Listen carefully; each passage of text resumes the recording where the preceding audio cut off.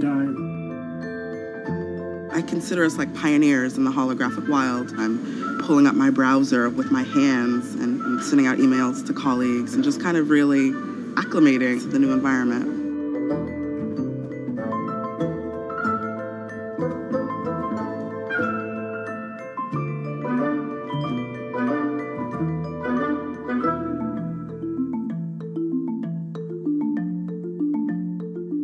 Now you're putting on my computer, essentially. Our digital lives live on our phones. We have all of our pictures and notes and all these kinds of things. So, and why don't you write yourself a little sticky note? I like it. And go ahead and just take your fist right over the top of the sticky note and close your fist. And now... Oh, what?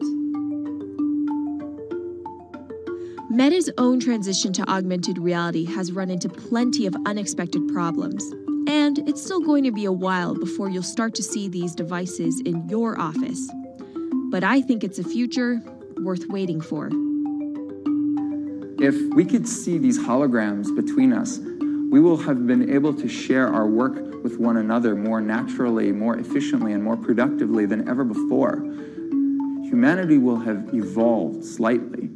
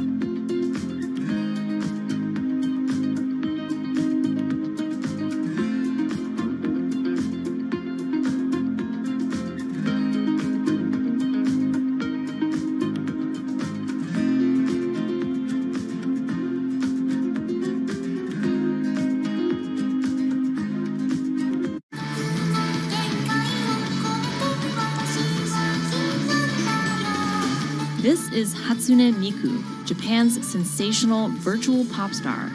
She's released over 100,000 songs in multiple languages and performed sold-out concerts around the world. Her image has appeared in games, on TV, in car races, and is even etched on the side of a Japanese space rocket. I came for Hatsune Miku. Carlos. said she's Lady Gaga's favorite digital pop star and opened shows for her in the US 3 years ago. Tens of thousands of fans attended her exhibition and live shows near Tokyo recently. 理想のアイドルっていうと、どの曲でもミクはすごい綺麗に歌ってくれる。他没有缺点啊，没有任何让我们感到不开心的一些新闻。She's everything to everybody. That's probably why she's so popular. Miku's creator Hiroyuki Ito and his Sapporo-based company have been developing the virtual diva for over 10 years. 初音ミクとは、キャラクターとしてすごく、YouTube とかで検索すると、たくさんの初音ミクが出てくるんですけども、元々の、初音ミクのその原点は歌声を合成する、ソフトウェアなんです。Both the software and character are named Hatsune Miku, meaning the first sound of the future. Originally based on Yamaha's Vocaloid technology, Miku the software has a sound bank containing voice samples and a huge array of tools. You input the melody and lyrics, then Miku the character sings them.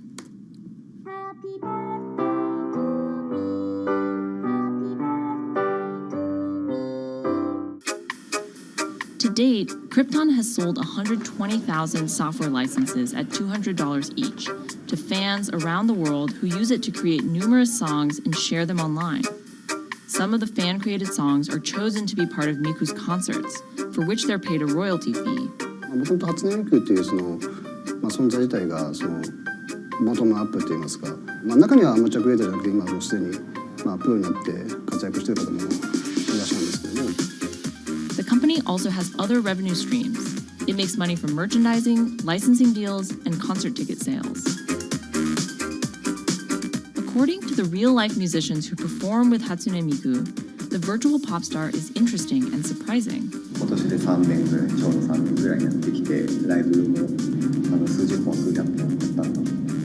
そういうことが演奏によって起こせるためのそういう器みたいな感じになってきて。初音ミクらしさって僕はあんまりない。初音ミクって何だってありっていうか。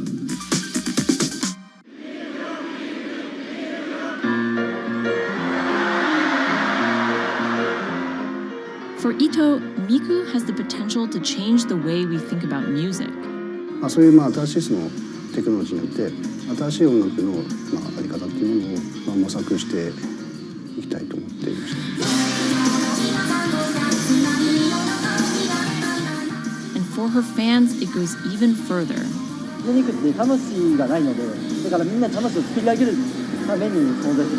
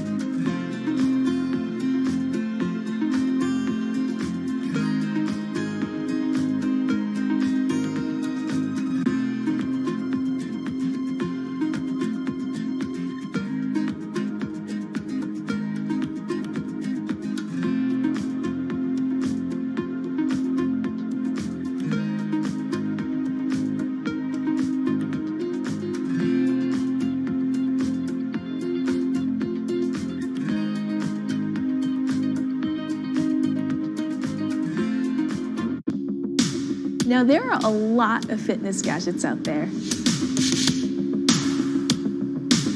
In my quest to get fit, I tested 17 of them over the last few months.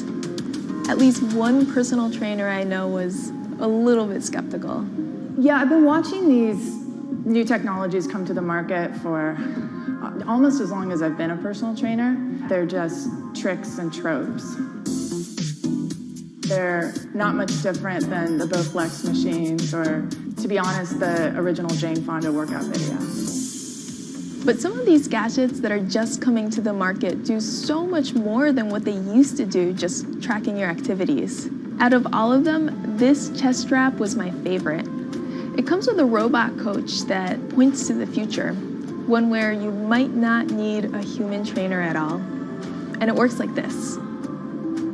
You wear the chest strap so that it can read your heart rate, and that connects to Move's free app that talks to you.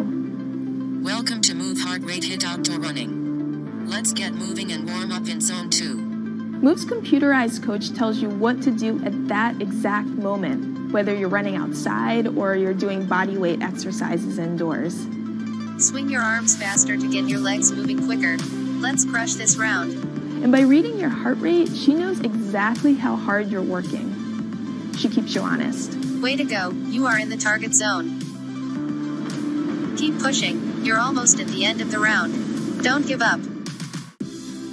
I've been running for 7 years now, and my biggest problem is that I never push myself hard enough. I end up going on the same slow, comfortable 30-minute jog, but the Move HR Burn blasted me out of that rut. By the end of these half-hour exercises, I was drenched in sweat in a way that I never am when I work out alone. Training with a real person is great, whether that's your group instructor or your coach or your personal trainer. But humans, they're expensive. For the rest of us, this $60 gadget is all you need.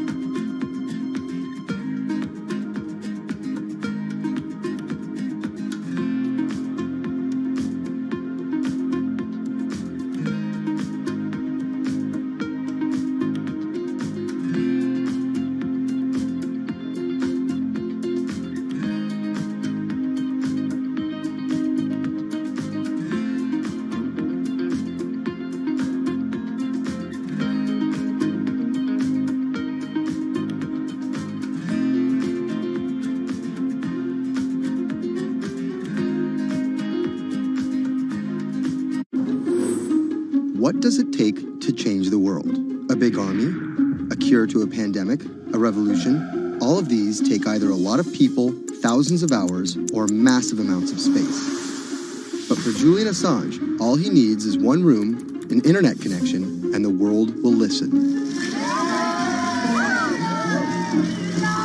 Assange is located here, and more specifically, right here.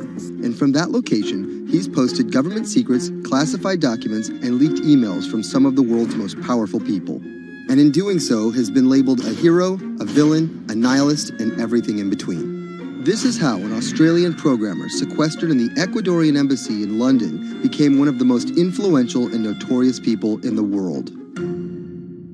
Born in 1971 in Townsville, Australia, Assange has always been on the move. Living in over 30 homes by the time he was in his mid-teens, Assange, along with his mother and half-brother, finally settled down in Melbourne. His introduction to hacking started at 16 when he was given a Commodore 64, which he attached to a modem. He attended the University of Melbourne, where he studied programming, physics, and mathematics. He never graduated, but that doesn't mean he didn't get an education.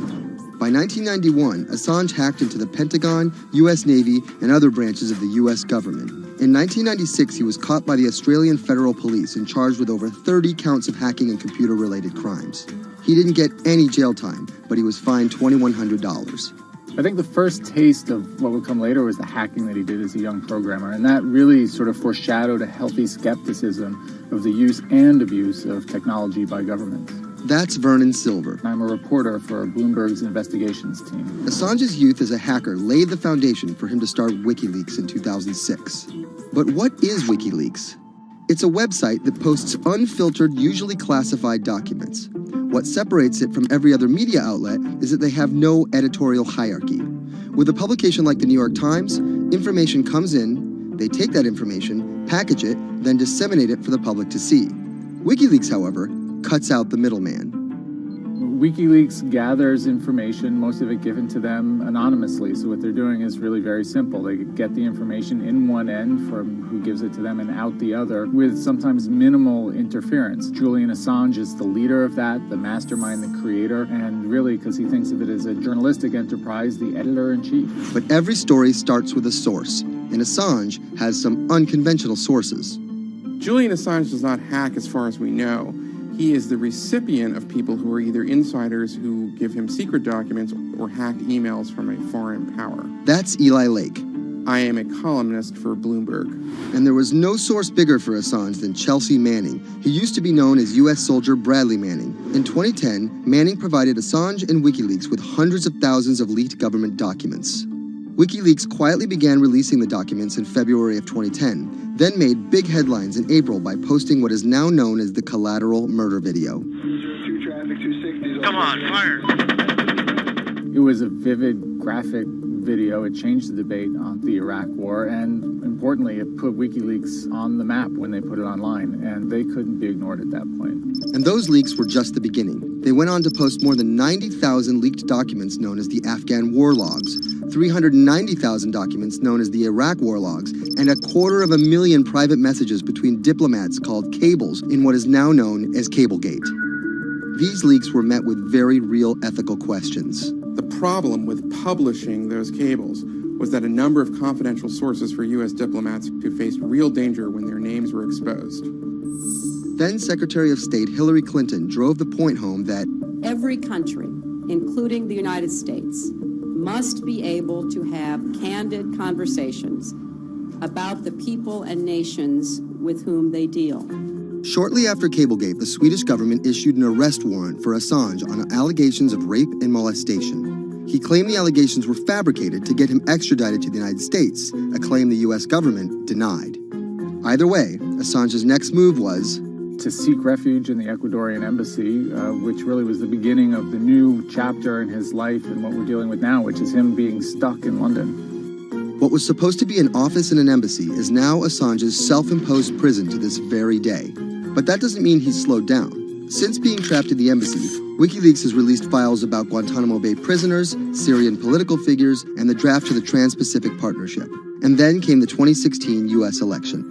Thousands of leaked emails showed Democratic Party officials possibly plotting against Bernie Sanders in his race against Hillary Clinton. Over the course of 68 days, WikiLeaks released 20,000 confidential Democratic National Committee emails. In terms of the presidential race, if you look right here, when Assange released the first batch of emails, Trump actually takes his first lead against Clinton. I think we've had enough of the Clintons, in all fairness.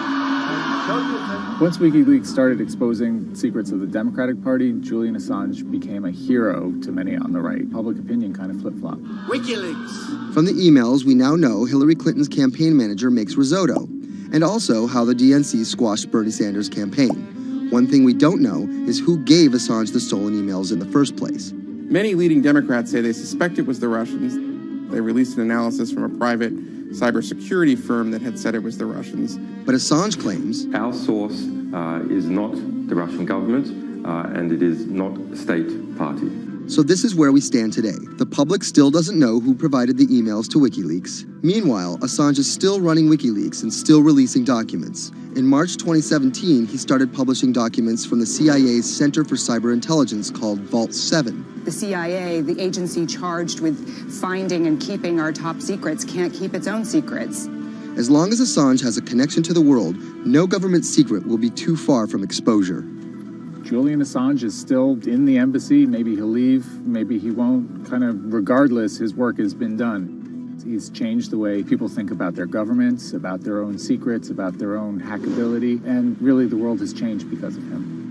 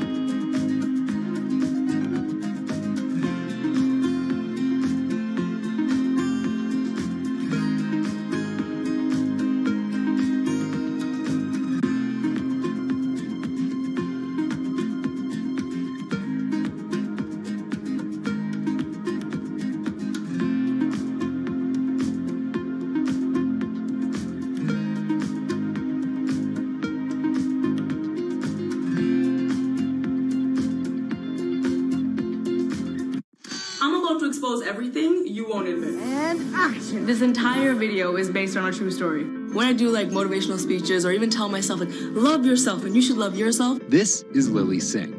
But to fans all over the world, she's the YouTube star Superwoman.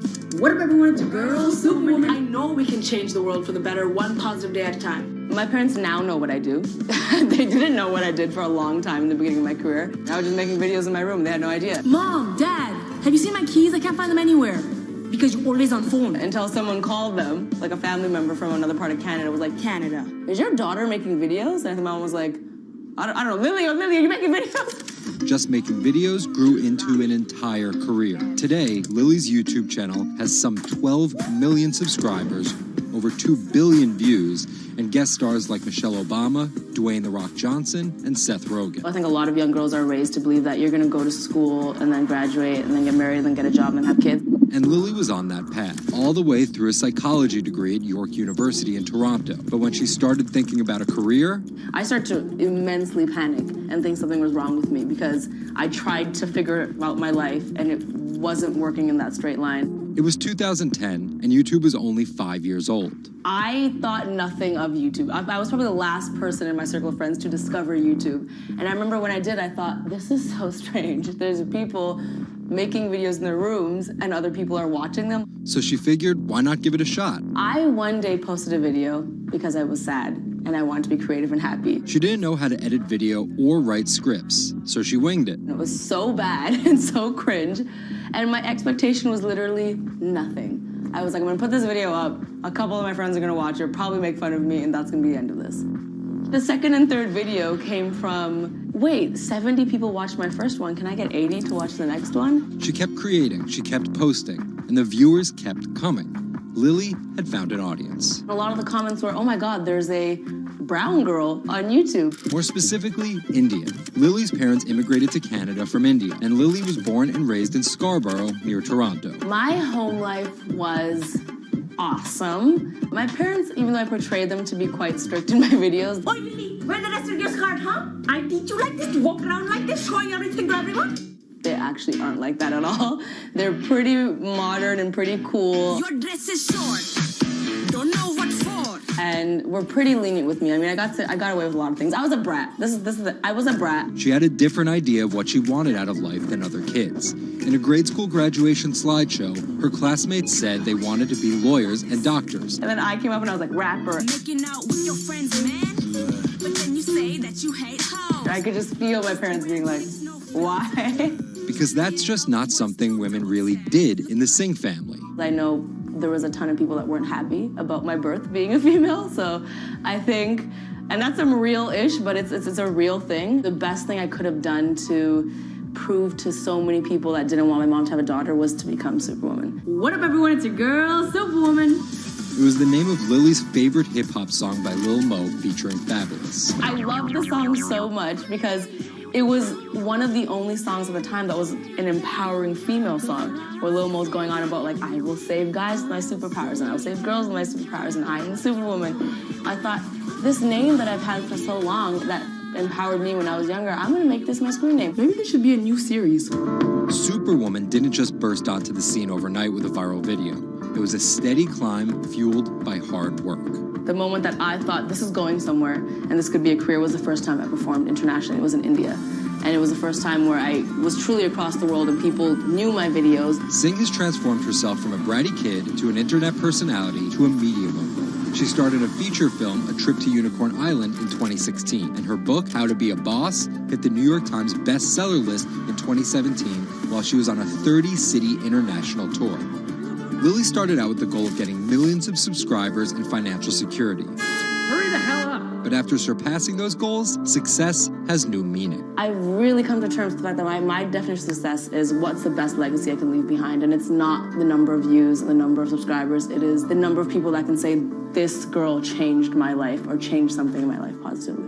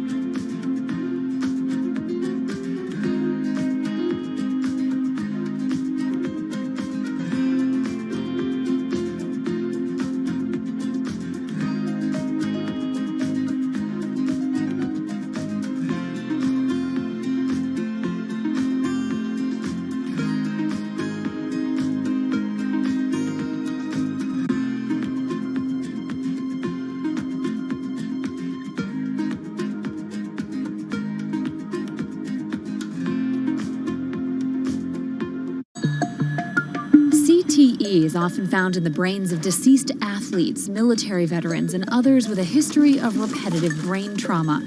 Hundreds have donated their brains to the VA Boston University Concussion Legacy Foundation Brain Bank. This is a former NFL player who died in his early 70s, and this is a veteran who also died in his early 70s. Dr. Ann McKee dissects these brains. The hippocampus and the mammillary bodies are very important for memory. I can see that they're slightly affected. McKee recently dissected the brain of former New England Patriots player Aaron Hernandez, who was convicted of murder and later committed suicide. You'll see right away that the brain is showing signs of shrinkage. You can see the crevices in the brain that you can't see in the normal. McKee says Hernandez's severe case of CTE impacted his decision-making, depression, and ability to control rage and aggression. Right now, she thinks we're underestimating how many people have CTE. We were able to distinguish between CTE and controls and CTE and Alzheimer's disease. The next question is, can we do this in the blood, and can we do this in living people? And we aren't there yet with those answers.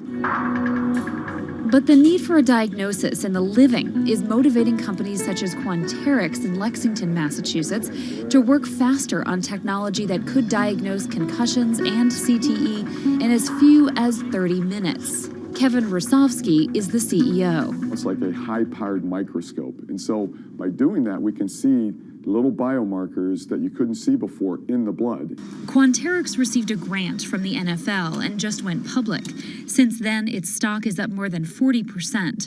The company sells a machine called Simoa for $175,000 to other biotechs, hospitals, and researchers. And for the first time in history, we're able to see brain health in blood, and that's a major breakthrough, and that's leading to less invasive testing, and we've already been able to see evidence of concussions, and there's the beginning evidence of being able to see the accumulated effect of concussions. Quanterix is also trying to detect Alzheimer's disease, multiple sclerosis, and ALS. Rosovsky says he thinks diagnosing concussions will be easier than diagnosing CTE. Diagnosing CTE in the living probably is a couple years away. We're real excited to see the progress, but reducing some of that work into actual tests in the laboratory takes time. There's regulatory approvals. There's a lot of red tape that you have to go through. Also in this race to diagnose CTE in the blood are Athlon Medical and Exosome Sciences. And New York's Mount Sinai Hospital is scanning for the disease in the living. But it's just one step in a series of questions for those with serious head trauma. There's still no cure for CTE. Even if we had a great idea for a treatment, there's no way to test whether it's effective or not. So that's the enormous advance that we'll get if we can develop a biomarker for this disease. In Boston, Ann Mostu, Bloomberg News.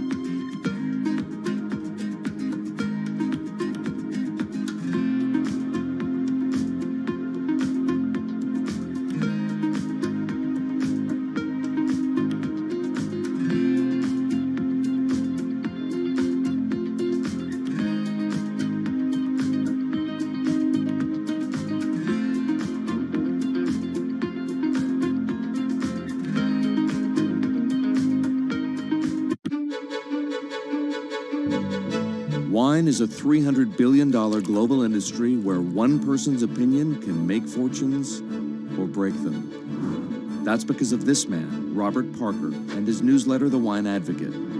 For 3 decades, he dominated as the world's most influential wine critic.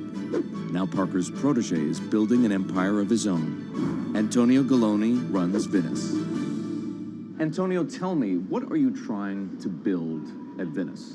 Well, at Venice, we started with the idea in 2013 of building a world-class platform. We have a database of about 250,000 professionally written reviews.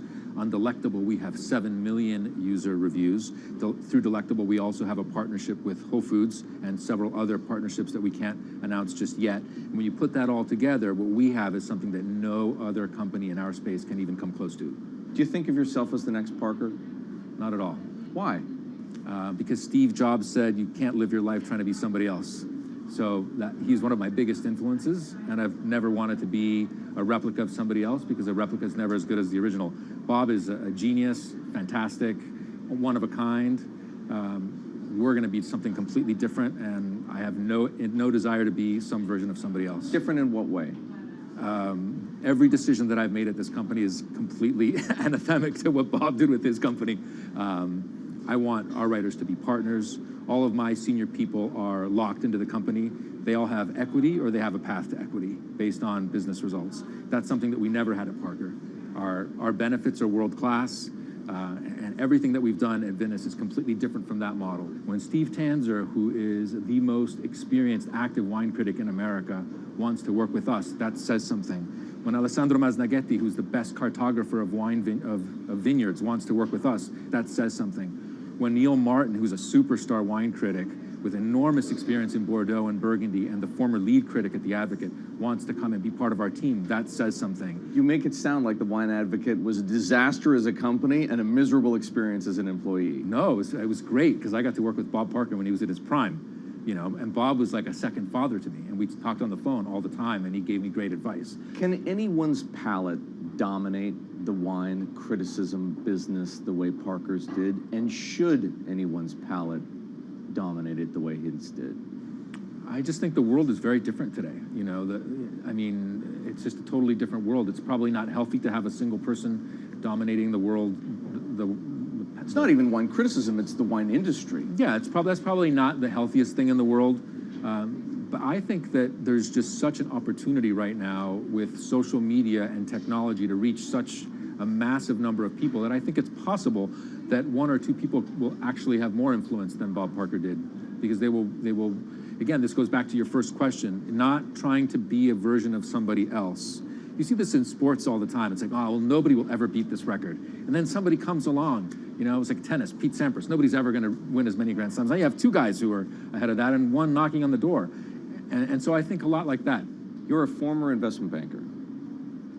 How does that inform and influence what you're doing and what you've done? My generation has had to deal with a lot more challenges. That's why I think we're actually much better poised for the future. My first job in finance, the first thing that happened was long-term capital, 1998. Then the tech bubble melted down. Then there was a mutual fund trading scandal. You know, that was all like within about 5 or 6 years. And these are the things that I had to deal with as a young executive. My peers who were 20 years older didn't know how to manage in crisis. They'd only seen Black Monday.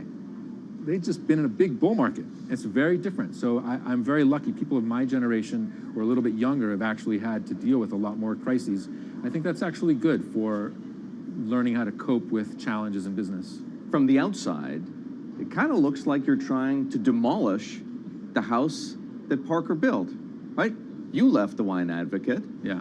You merged with one of his chief rivals. Yeah. And you just hired his successor, Neil Martin. Mm-hmm. So are you? I think what that says is that all the best people want to work at our company. And that's really what we strive to create starting in 2013. We wanted to create a world-class company that would attract the best-in-class talent, and not just on the content side, on the technology side, on the digital side, our office, and at every level, what we're trying to, we only hire superstars, and we're looking for those superstars.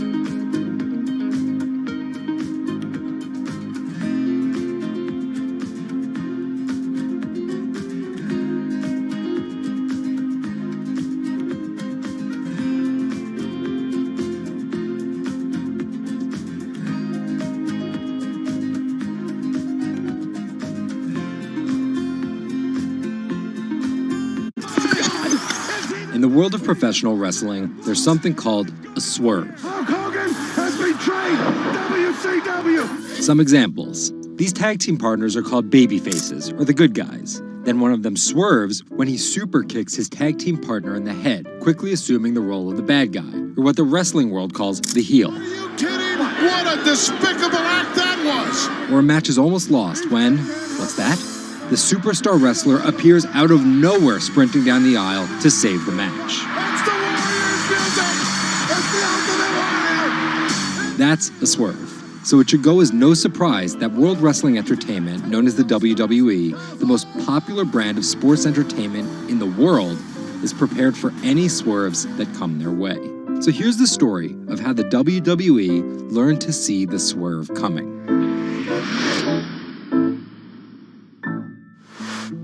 So I spoke to Bloomberg reporters Felix Gillette. I'm a writer for Bloomberg News for the global business team. And Kim Basine. And I'm the U.S. luxury reporter at Bloomberg. To find out exactly how the WWE is positioning itself for an all-out global invasion, which starts with a massive change to their lucrative pay-per-view model. WWE basically pioneered the pay-per-view model on cable. I remember as a kid, when the pay-per-view events came up, all of our friends would scramble around and try and get one of the parents to pay for it. But in 2014, they took a huge risk. They saw a little bit sooner than some of the other entertainment brands that where this whole thing was moving was away from cable and satellite television and towards on-demand streaming video apps. They made this risky decision, in essence, cannibalizing that pay-per-view model, which they had essentially built. And after some early turbulence, it's working. Roughly 1.5 million people are paying $9.99 a month for the WWE app, making it the 5th most popular streaming OTT service. This adapt-or-die approach is in the WWE's DNA. Over the past 30 years, the company always seems to think 2 steps ahead. In the early 90s, WWE was at its most threatened when Ted Turner took them on with WCW, which stands for World Championship Wrestling. And back then, the WCW was winning the ratings war. So in order to compete with them, WWE had changed its product from a family-friendly kind of cartoonish style to this really raw. That's why they called their show Raw. It was this raw style of wrestling. With violent, outrageous, reality-inspired plot lines and aggressive personas. From a 16-foot ladder! And they won that fight against Ted Turner. And they bought WCW. The early 2000s ushered in an era of testosterone-driven programming aimed at the red-blooded American male. Bra and panties matches, and people smash each other over their head with like barbed wire bats and things like that. Until 2015, when WWE fans started a hashtag Give Divas a Chance. Since then, WWE has hired 40 more female wrestlers, and that growing cast of female characters was part of a much larger plan. They started to try to appeal to a broader set of people. Let's attract more female fans. And after we've attracted more female fans, let's attract more international fans. They're broadening their base, and they're doing that in large part to make it more advertising friendly. And not just friendly to advertisers. They're trying to build up their fan base in China. They're trying to build up their fan base in Europe. They, already have a pretty good fan base in India. India is a place where they already have an established wrestling culture. Because of the gigantic Indian wrestler, the Great Khali.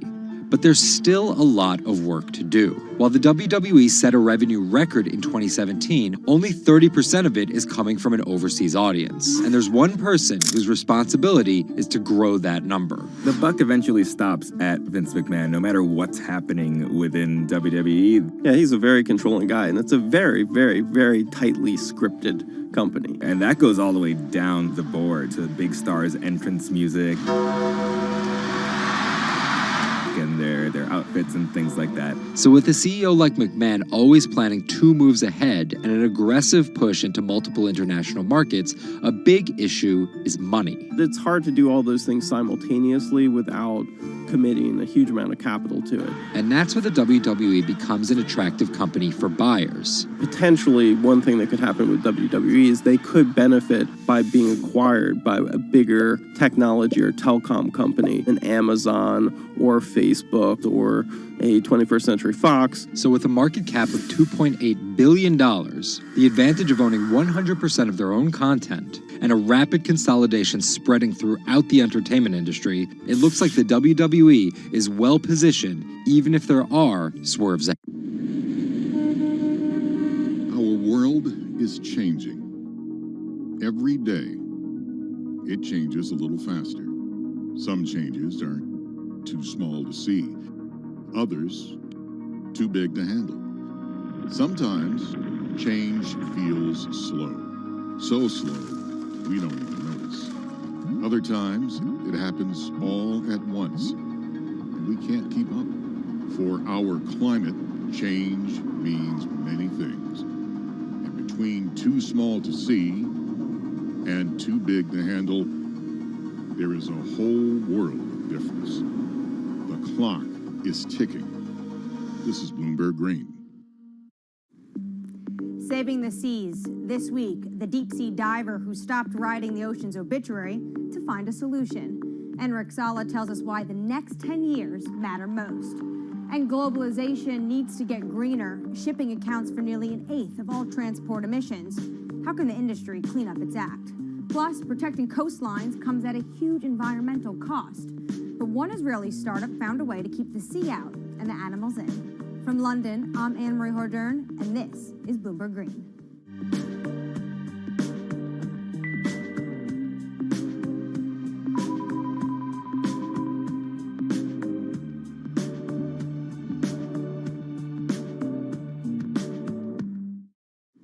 After more than a decade of studying the ocean as an academic, Enric Sala realized he was writing the ocean's obituary. He quit his job and became a full-time conservationist. As an in-house explorer for National Geographic, he's clocked more than 5,000 open water dives. He's also founded Pristine Seas, a project that combines exploration, research, and media to lobby countries to protect their oceans. To date, it has helped create marine reserves equivalent to half the size of Canada. I spoke to him about his mission and why it's so urgent.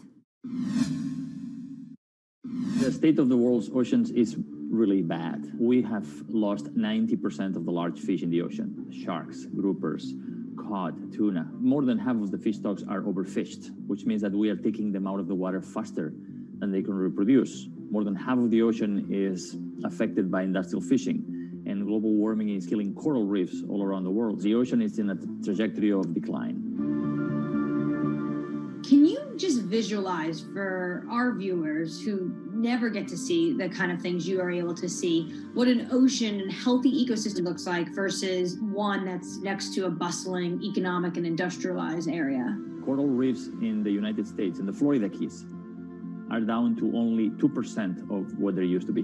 Before, 80 to 90% of the bottom on a coral reef in the Caribbean was covered by live coral. Now, Florida Keys have only 2%. The average in the Caribbean is about 5% of the bottom covered by live coral. The rest is covered by slime and seaweed. And most of the fish you can see are this big. And it is very, very rare that if you jump into any place in the Caribbean at random, you see a shark. It's very, very rare. Now, let's go to Millennium Atoll, for example. An atoll that is uninhabited and fished south of the equator in the Central Pacific, belongs to the Republic of Kiribati. 2009, we conducted the first underwater expedition to this island, and I still remember the first time. Jumped over the side of the boat, and as soon as the bubbles cleared, I was surrounded by 15 gray reef sharks. After a couple minutes, the sharks decided that we were boring, and they went back to do their thing.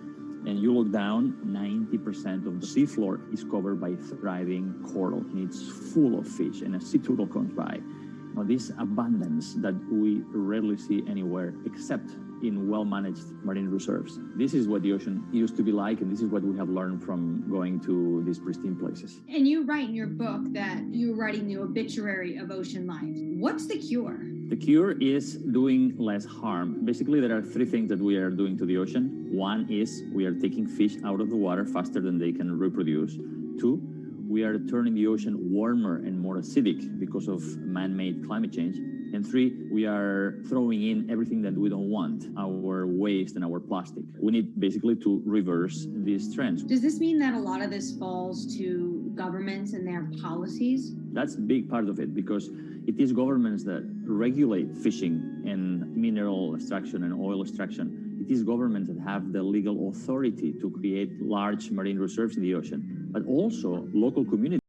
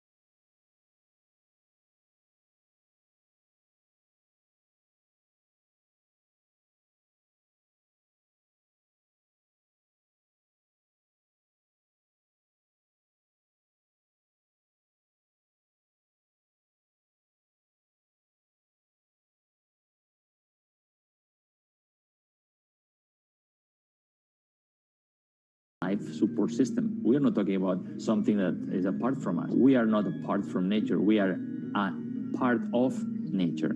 So these 10 years are probably the most critical in the history of humanity.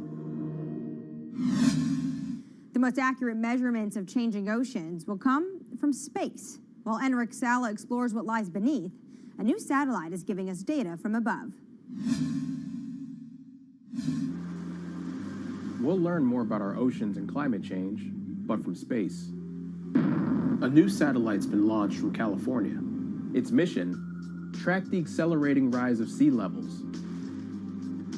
Well, the main instruments on board include a dual-frequency radar altimeter. And this is the primary instrument of the mission, and that's the one that's measuring sea surface height, significant wave height, and wind speed over the ocean. And from those measurements, we can actually have the superb measurements that we expect of sea level rise. Data gathered from Sentinel-6 will be used alongside information from other satellites to build as complete a picture of the oceans as possible. With a long record, we can precisely measure the acceleration. We eventually can detect new regime, tipping points. For example, if there is a runaway in the melting of Greenland or Antarctica, sea level will record this runaway change because it is an integrator of all changes that are occurring in the climate system. So we will be able to see some change, big change in the global climate. The National Oceanic and Atmospheric Administration expects that sea level rise will increasingly threaten U.S. coastlines. One example, the southern tip of Manhattan is expected to flood 20 to 40 times a year by 2030. 11 of the 15 largest megacities are located at the coast, and this number will double. The number of people living in coastal area will double by 2060. So, knowing how much sea level is rising at the coast and how much it will rise in the future, In coastal areas is as obvious. It's obviously a major goal for human beings. Coming up, from sails to steam to oil, the shipping industry is no stranger to change. But how will it navigate the next transition? This is Bloomberg Green.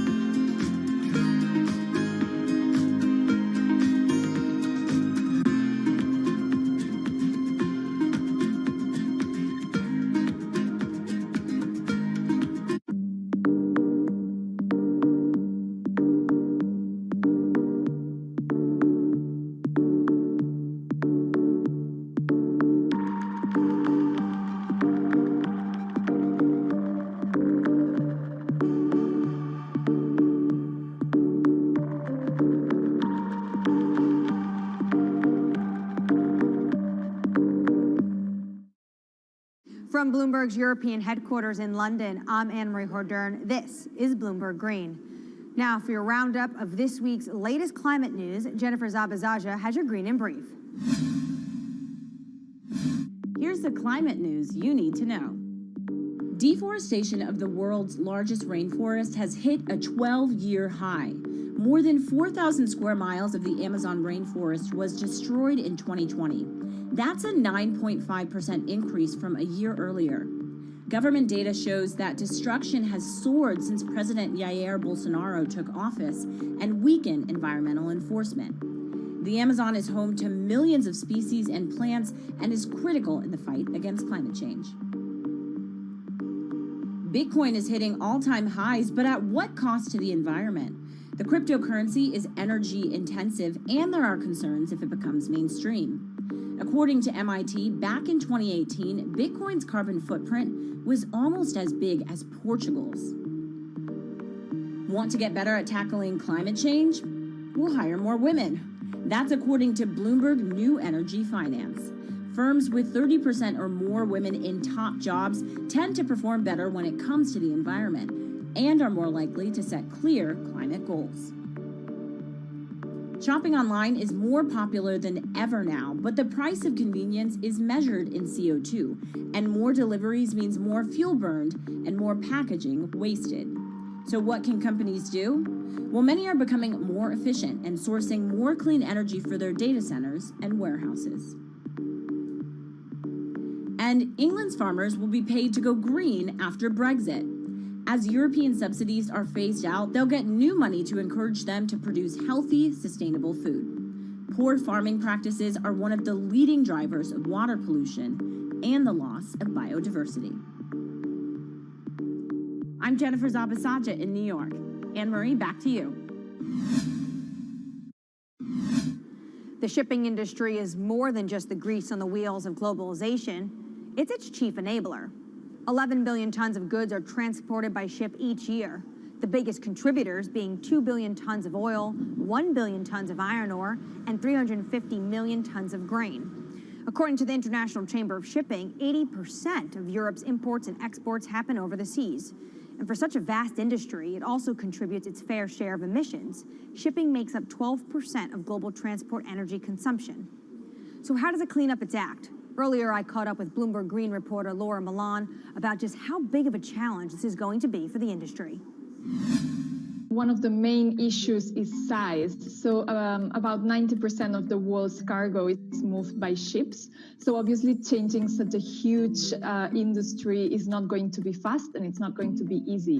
The second issue has to do with technology. So ships obviously travel for many days at sea. It's not as easy for them to refuel as it would be for a car, for example, going on a road.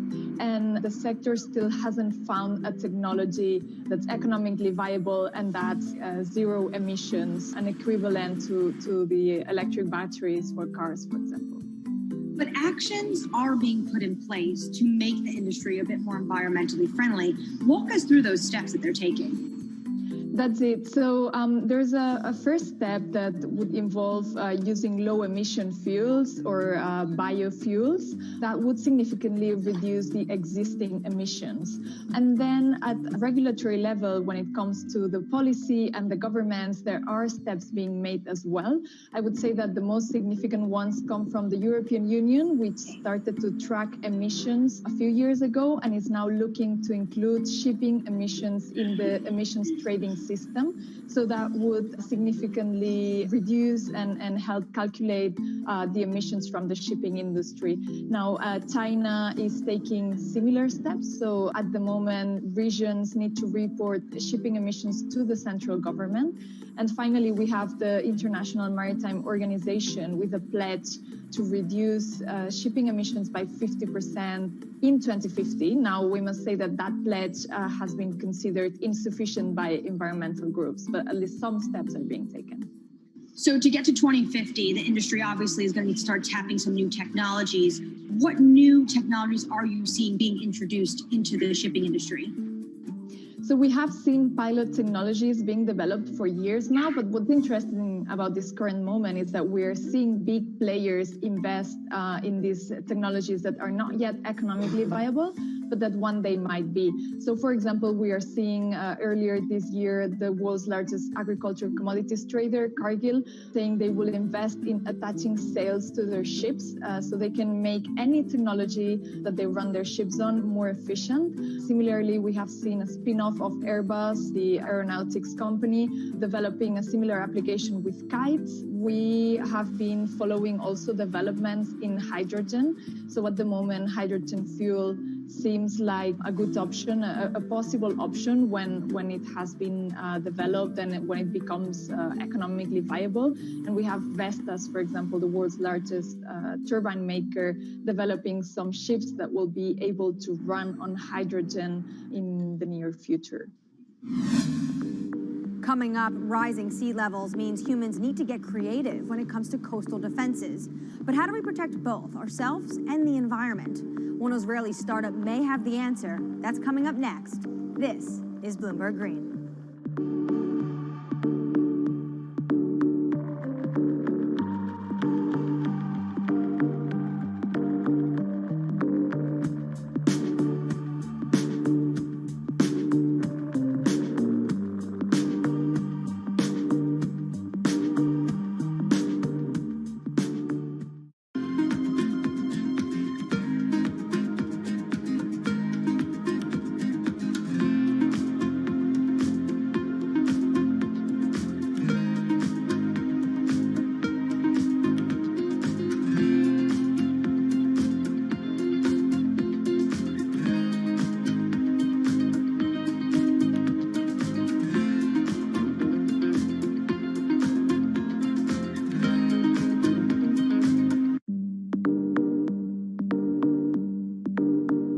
In London, I'm Anne-Marie Hordern. This is Bloomberg Green. After water, what's the resource that humans use the most?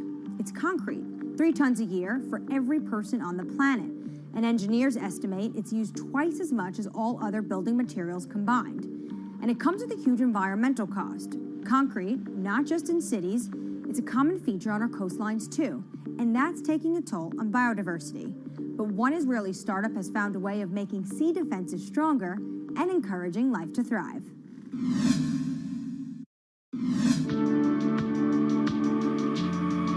If you take a look at concrete structures like breakwaters or seawalls, the water around them is often clear. That's not actually a good thing, because it means there's no life. Marine species are actually most abundant in coastal areas, but it's also where us humans prefer to live too. So when we build here, we drive away marine life. The concrete in the marine world has a lot of additives, a lot of chemicals, and some of those materials are actually leaching out, and they're actually prohibiting marine life to thrive. If we keep developing without any regards to natural communities, there is a tilting point from which beyond we cannot really go back.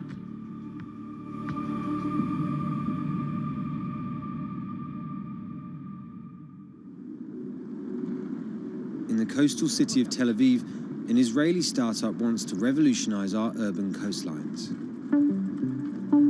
Their sea defenses are transforming lifeless man-made structures into teeming ecosystems. They do this by replacing standard concrete with their own special cement formulas. As opposed to regular cement-based concrete, e-concrete includes certain elements that enhance the growth of marine flora and fauna of plants and animals. Our admix, which is kind of our secret sauce, is basically kind of sealing the concrete, making it less aggressive for the marine environment. That once we add it, we enable life to flourish. In the lab, the team run tests to identify what mixes will work best for marine life.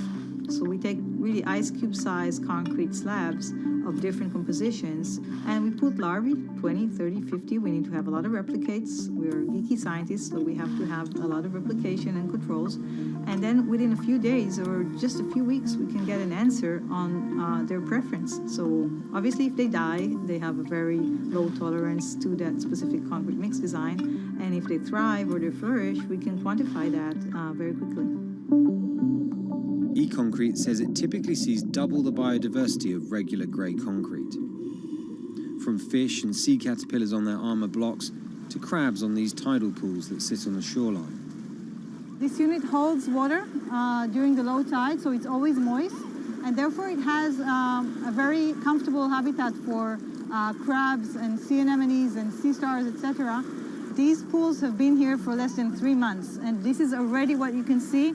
It's covered with life. See the rock around it, which has been here for probably 10, 20, maybe even more years, only has a thin layer of green algae, and that's it.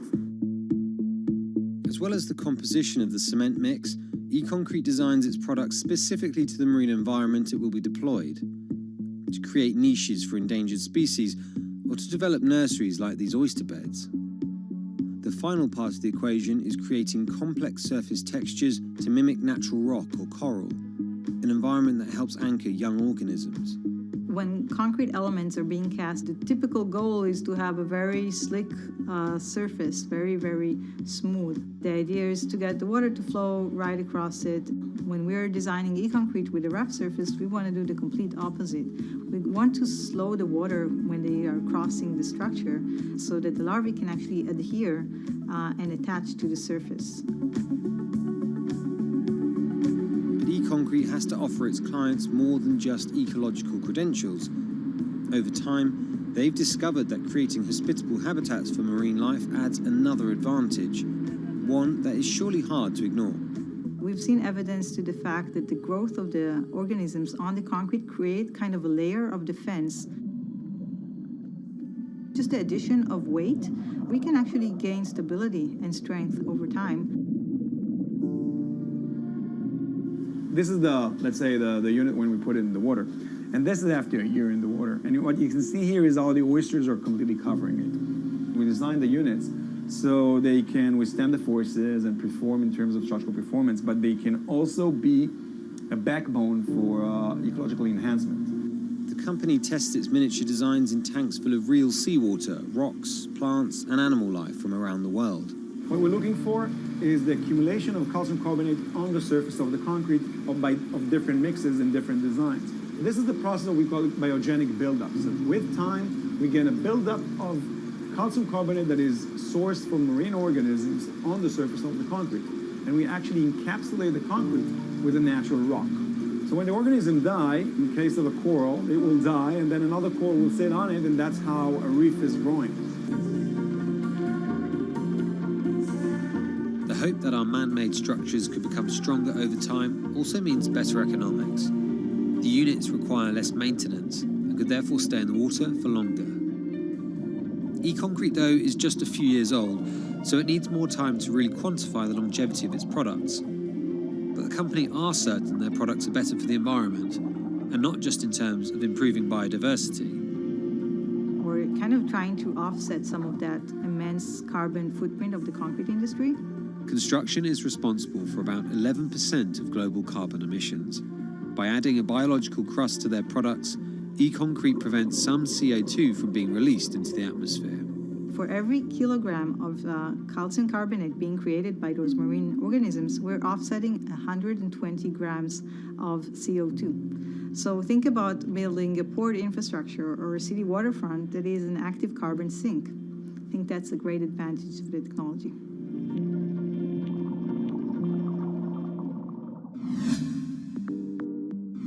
That does it for this week, but let's keep the conversation going on Twitter. Follow us at Climate. I'm Anne-Marie Hordern, and this is Bloomberg Green.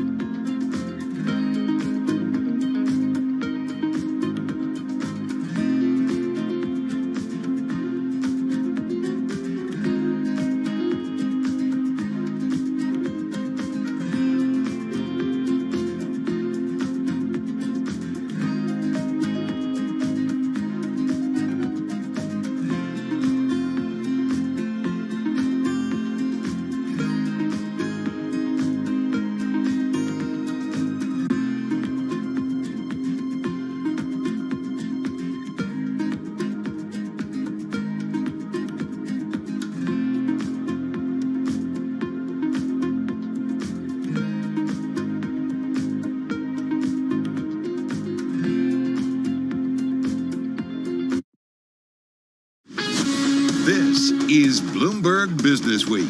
Insight from the reporters and editors who bring you America's most trusted business magazine. Plus, global business, finance, and tech news as it happens. Bloomberg Business Week with Carol Masser and Bloomberg Quick Takes Tim Stenovic on Bloomberg Radio.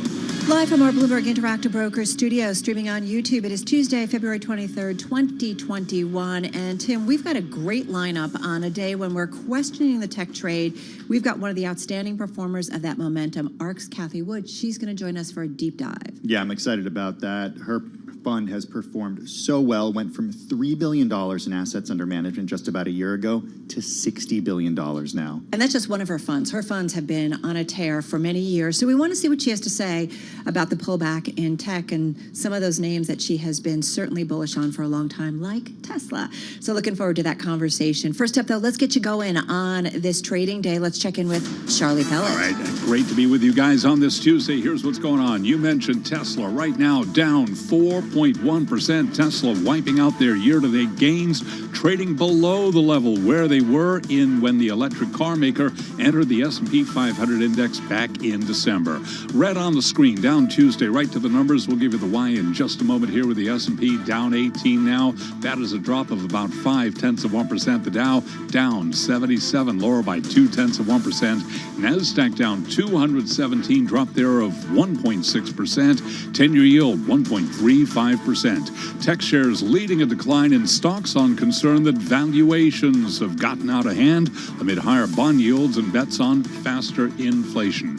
Gold down 0.3%, 18.04 the ounce. West Texas Intermediate crude 61.70 a barrel. WTI unchanged right now.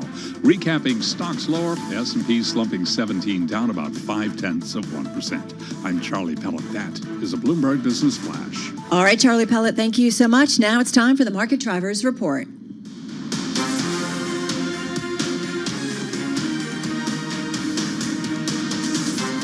And for that, let's bring in Dave Wilson, our Bloomberg Stocks editor on the remote access in New Jersey. Also with us is Carl Riccadonna, our chief U.S. economist, he too on the phone in New Jersey. Dave, I want to start with you because it's really been a market day kind of top story.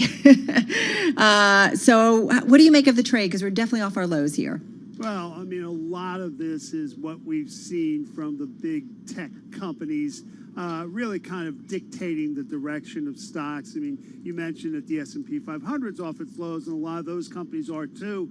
Certainly Tesla kind of front and center, though it's still below the price at which it closed just before going into the S&P 500 in December. That was $695 at the moment. Tesla at $686.70. So, you know, it's been lower today, but it's really just sort of a bigger issue, arguably, with electric vehicles. And some of that ties into this deal that Churchill Capital 4, one of these blank check companies, made to combine with Lucid Motors, a potential competitor for the likes of Tesla, and that deal certainly was well anticipated because we reported on it several weeks ago. And the stock of Churchill Capital 4 had run up, and now it's down more than 32%. Now the deals actually happened, and we know the terms, and they weren't quite as good as people were anticipating. It does feel like some of the big trends, the big momentum plays, whether it's SPACs, whether it's Bitcoin, whether it's tech, certainly coming under question on this Tuesday. I want to bring in, though, Carl Riccadonna, because I do feel like there's so much conversation about the reflation trade, and I think that this could certainly play into it in terms of what we're seeing today. Jay Powell giving semi-annual testimony on the economy today. What was the big takeaway, Carl? Is he worried about inflation kind of rearing its ugly head? Carol, he most certainly is not concerned about that type of inflation flare-up. If it happens, the Fed has the right tools to deal with it in very conventional terms, hike up interest rates and shrink the balance sheet. Instead, really the news from Jay Powell's testimony today was that there was no news, and no news can be news because it signaled that the Fed chair is very intent on holding the course that they worked so hard to lay out for market participants over the course of 2020 in terms of what economic developments would have to happen for them to raise interest rates, and also what would have to happen in the economy for them to start tapering the pace of asset purchases or quantitative easing. And the fact of the matter is we're still a long way from those types of thresholds. And Jay made it very clear we should focus on the incomplete recovery. We should address those who were hardest hit by the pandemic, and he specifically described those as those who were least able to shoulder the burden. And this is not a Fed that's looking to move anytime soon. No, the recovery is uncertain. It's moving in the right direction, but no time to ratchet back the throttle. Hey, Dave, did markets move at all on Powell's comments today? Yeah, I mean, just looking at the S&P 500, it's kind of come back a bit in the last hour or so, near the highs of the day. But, really, we saw them early on as the, comments were coming out. So, it hasn't kind of changed things in a significant way, really. Because if you look at Fed policy, that's not changing in a significant way. So, what the Fed's course is at the moment certainly reflected in stocks, and we get more of the same. Right. Hey, Carl, I think the thing that worries investors is that, okay, we know Jay Powell says and Fed members say, listen, we're not going to do anything quickly, drastically. It'll be well telegraphed when we start to move. But I remember a day when the Fed did surprise us. And so could there be a situation where we are caught off guard when it comes to either inflation ticking higher than everybody thought, or something out there where all of a sudden the Fed needs to kind of quell some of the momentum?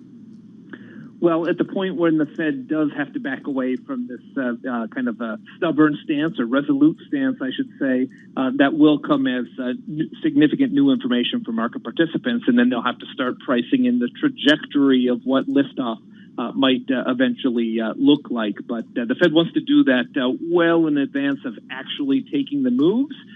So there'll be some financial volatility, but the Fed is going to do its darndest to make sure that they're not a significant contributor to financial market volatility. And it's worth noting, Carol, you mentioned the reflation trade. The Fed, the way they're playing their cards this time around, the Fed is going to let the reflation trade and let Mr. and Mrs. Market do the heavy lifting for policymakers. So the steepening of the yield curve, especially the backup in the long end of the yield curve, ultimately that's going to tighten financial conditions. And we can see that in what's happening in the stock rotation at the moment.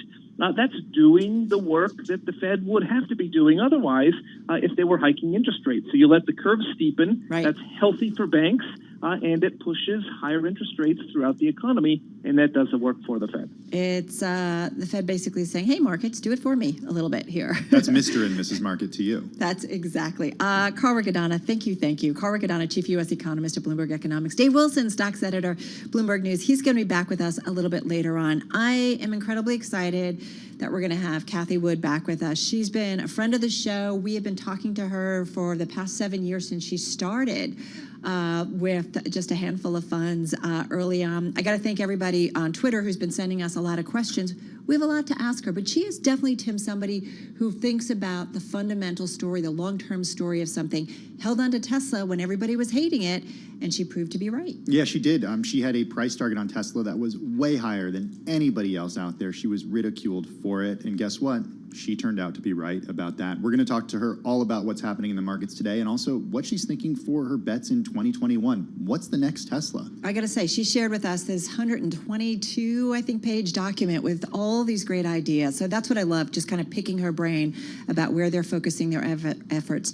So we'll get into that in just a moment. Let's do, though, the Bloomberg Business Week Bite of the Day, one number that tells us a lot. Today's number, nice and round, 23,000. NASA released footage of the Perseverance rover landing on Mars, the first video of its kind. The film was made with 6 ruggedized commercial cameras. NASA collected 23,000 images and 30 gigabytes of data. I just want to be ruggedized. Can I someday be described as ruggedized? If you go to Mars, you probably have to get ruggedized before you go to Mars in order to survive there. I'm thinking we have to do a lot of things. I think investors might have to get ruggedized if we start to see the market continue to kind of head lower. All right, we've got a great show for you coming up. Let's get a check, though, on world and national news. For that, over to Nancy Lyons. She is in our D.C. newsroom. Hey, Nance. Hey, Carol. Lawmakers have spent the past few hours learning more about the January 6th attack on the U.S. Capitol. Former Capitol Police Chief Stephen Sund says none of the intelligence he received predicted what happened. A clear lack of accurate and complete intelligence across several federal agencies contributed to this event, and not poor planning by the United States Capitol Police. We rely on accurate information from our federal partners to help us develop effective security plans. Sund says the insurrection was like nothing he's seen in his 30 years of policing. At least 160 Confederate symbols were taken down or moved from public spaces in 2020. That's according to a new count from the Southern Poverty Law Center. It's been tracking the removal of the monument since 2015. The SPLC says there are still 704 Confederate monuments standing. Well, it's day 2 of the confirmation hearing of Attorney General nominee Merrick Garland. Today, senators on the Senate Judiciary Committee heard testimony attesting to Garland's character and judgment. Community and government activist Wade Henderson said Garland is perfect for the position based on his long years of service. Frankly, he should right now be on the U.S. Supreme Court. That said, however, President Biden's selection of him for this position is an inspired choice. President Biden's pick for health secretary also facing lawmakers for his confirmation hearings. Republicans are portraying the nominee, California's Attorney General Javier Becerra, as unfit for the position, but Democrats shrug that off as flailing. Global news 24 hours a day on air and on Bloomberg Quick Take, powered by more than 2,700 journalists and analysts in more than 120 countries. I'm Nancy Lyons. This is Bloomberg. All All right, Nance, thank you so much. You're listening to Bloomberg Business Week. Carol Master along with Tim Stenovic here at Bloomberg headquarters in New York City. So check this out. Drew Armstrong and Tom Randall, our team here at Bloomberg, putting out a story and saying the U.S. vaccine supply, Tim, for next month, well, it just got bigger. Yeah, we are starting to see more and more good news. Today, Johnson & Johnson said it will be ready next month to ship 20 million doses of its one-shot vaccine. That's adding to a coming surge in vaccine availability. That's according to a Bloomberg analysis of drug maker promises. The important key here, Carol, is that the Johnson & Johnson vaccine is one shot, not two. So one dose is good for a full inoculation for one person. Right, exactly. Now, it's interesting, too, because, and I do wonder, like, are people going to be given a choice? Are there going to be vaccines in certain areas? Yeah. Have you heard anything about this? So Dr. Jha from Brown University, I heard him interviewed, I don't remember where it was, yesterday. Yeah. He said the right answer, if you're given a choice, the right answer is any of them. All of the above or any. Yeah. Or any of the above. Exactly. Well, it says, along with the vaccines from Pfizer and Moderna, which both require, as you know, 2 doses, the delivery targets through next month will be enough to fully vaccinate 130 million Americans. Listen, this is what we've all been asking about, I feel like, for months. We came into the new year thinking the calendar would change and everything would be better, and yet we were all still kind of struggling through the virus, spikes in the numbers, and not seeing the vaccine roll out like we thought. So, you know, I talked to Drew about this last week because he had that great story that took Pfizer and BioNTech data along with Moderna data to analyze and project how much vaccine will be available. And he was quick to point out that vaccine availability is only part of the story. The other part of the story is the administration of the vaccine. Right. Do we have the people to put the shots in arms, the syringes, all the supplies that are needed? And will people take it? I think people will take it, but it's a question of all of the other parts of the chain. Yeah, exactly. No, you're right. Like, listen, it's not just a case of, okay, we created a vaccine, we've got them in vials, but it's like making sure you can actually have the people to administer them and have the setup, because it requires watching when somebody gets it, so it's really key. But anyway, nice to see that the vaccines are coming. All right, you are listening to Bloomberg Business Week. This is Bloomberg.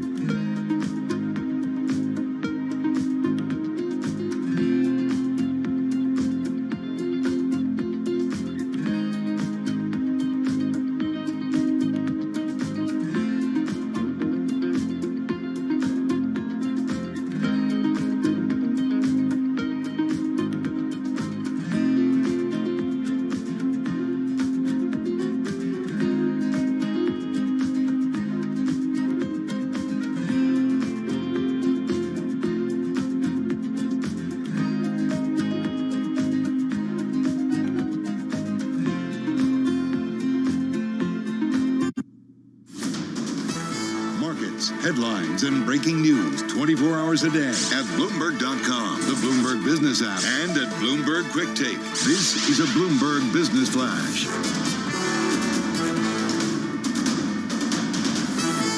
From Bloomberg World Headquarters, I'm Charlie Pellet. U.S. stocks well off session highs, session lows. However, we have got technology shares leading the decline on concern that valuations have gotten out of hand amid higher bond yields and bets on faster inflation. Bottom line here, red on the screen, the Dow, the S&P, and NASDAQ all declining, and again, tech shares leading the way lower. NASDAQ down 1.5%, down 195 points. The NASDAQ 100 index down 1.2%. S&P's down 14. That's a drop of 0.4%. The Dow narrowing its loss now to 50 points, down by about 0.2%. 10-year yield 1.35%. Gold is down 0.3%, $18.04 the ounce, and West Texas Intermediate crude down 0.1%, $61.61 a barrel. After earnings, Home Depot shares down now by 3.5%. Macy's shares, they're up 2.75%. Recapping stocks lower, tech leading the way down today. S&P down 15, down 0.4%. I'm Charlie Pellet. That is a Bloomberg Business Flash. All right, Charlie, thank you so much. Well, Anthony Fauci, President Biden's chief medical advisor, suggesting that the U.S. may soon issue guidance easing public health protocols for people who are fully vaccinated. U.S. definitely stepping up its effort to track virus variants with genetic sequencing. Tim, there is so much going on right now. Yeah, we're watching this play out in real time right now, and we have Robert Thompson, Chief Executive Officer of Clinical Reference Laboratory, joining us on the phone from Lenexa, Kansas. Thanks so much for joining us on this, Bob. How you doing? Very well. Thanks for having me.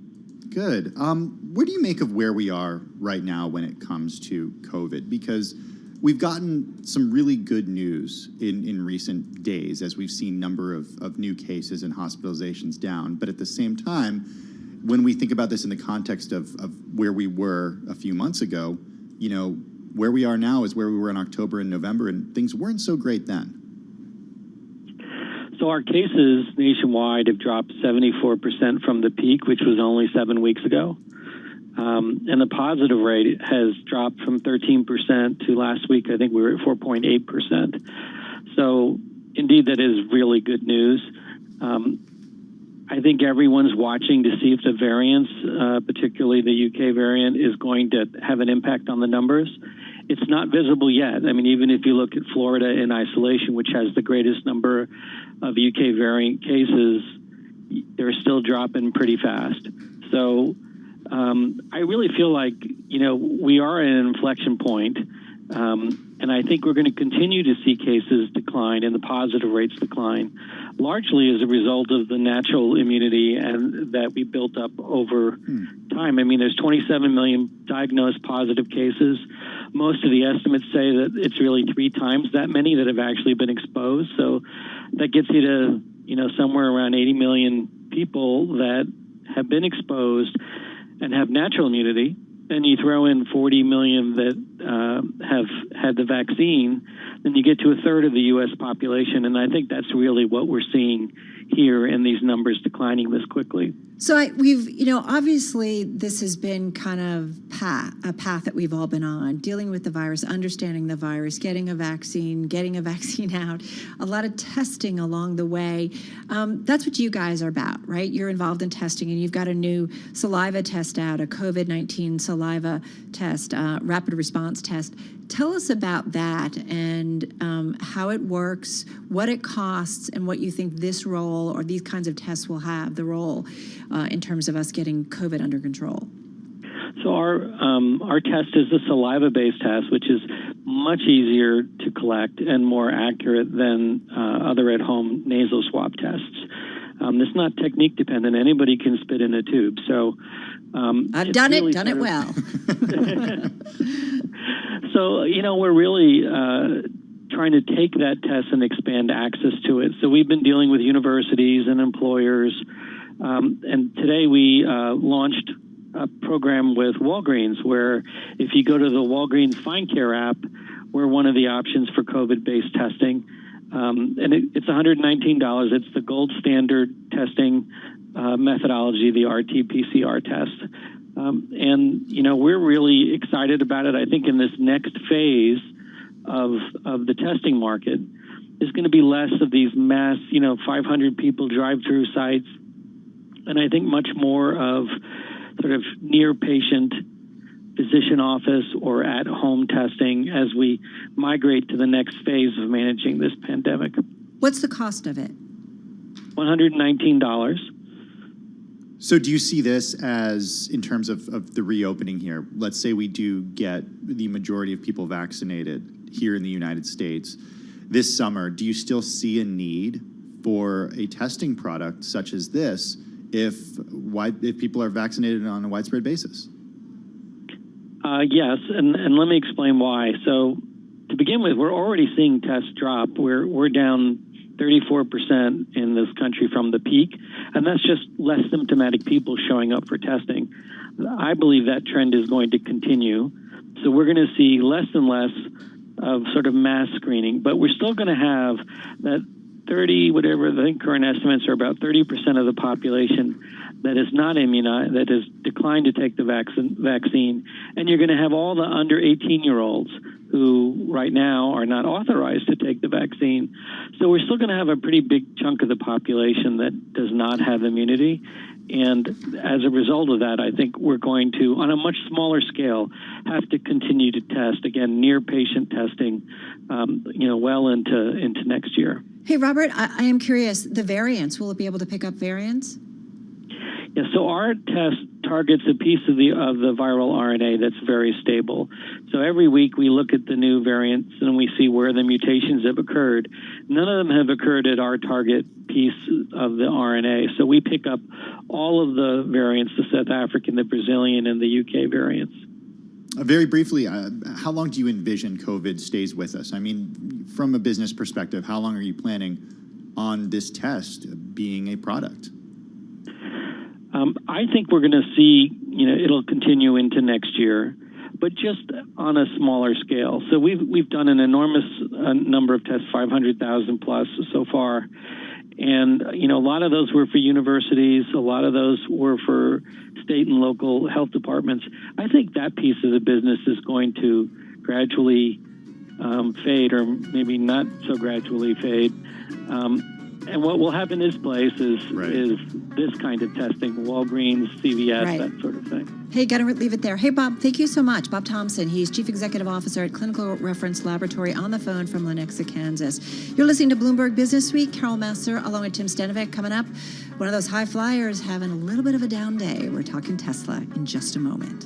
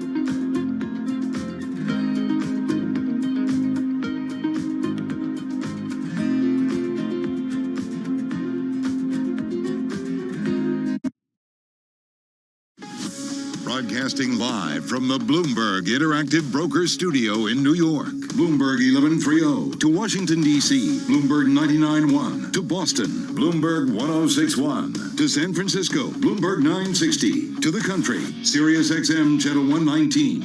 And around the globe, the Bloomberg Business app and BloombergRadio.com.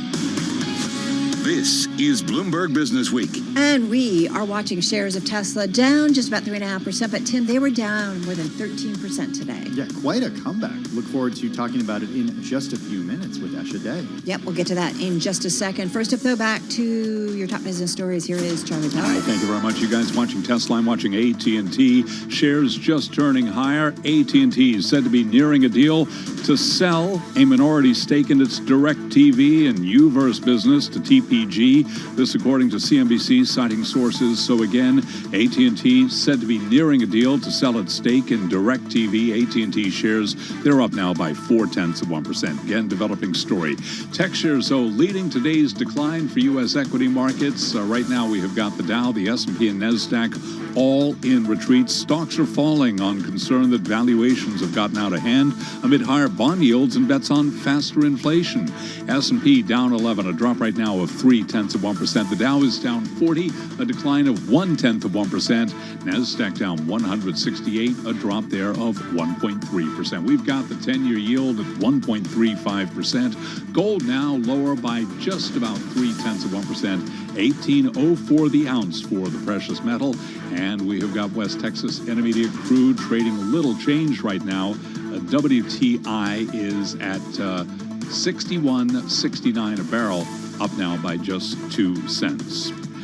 Well, as the number of vaccinations in the United States continues to grow, what might America look like in just a matter of months? Dr. Amish Adalja is senior scholar at the Johns Hopkins Center for Health Security, and he was interviewed this morning on Bloomberg Television and Radio. We'll still see cases, we will still see outbreaks, we will still see deaths, but they will be nowhere near the levels that we saw during the height of this pandemic or even now. Once we get our vulnerable populations vaccinated, once it is defanged and more like other respiratory viruses, but it's not going away. It's established itself in the human population. It's endemic.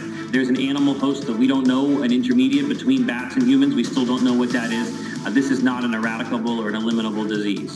The Johns Hopkins Bloomberg School of Public Health is supported by Michael R. Bloomberg, founder of Bloomberg LP and Bloomberg Philanthropies. Among some of the vaccine names that we follow, Pfizer lower now by 1.5%, BioNTech lower by 4%, AstraZeneca down 2.5%, Moderna lower now by 6%, Johnson & Johnson lower by 0.7%.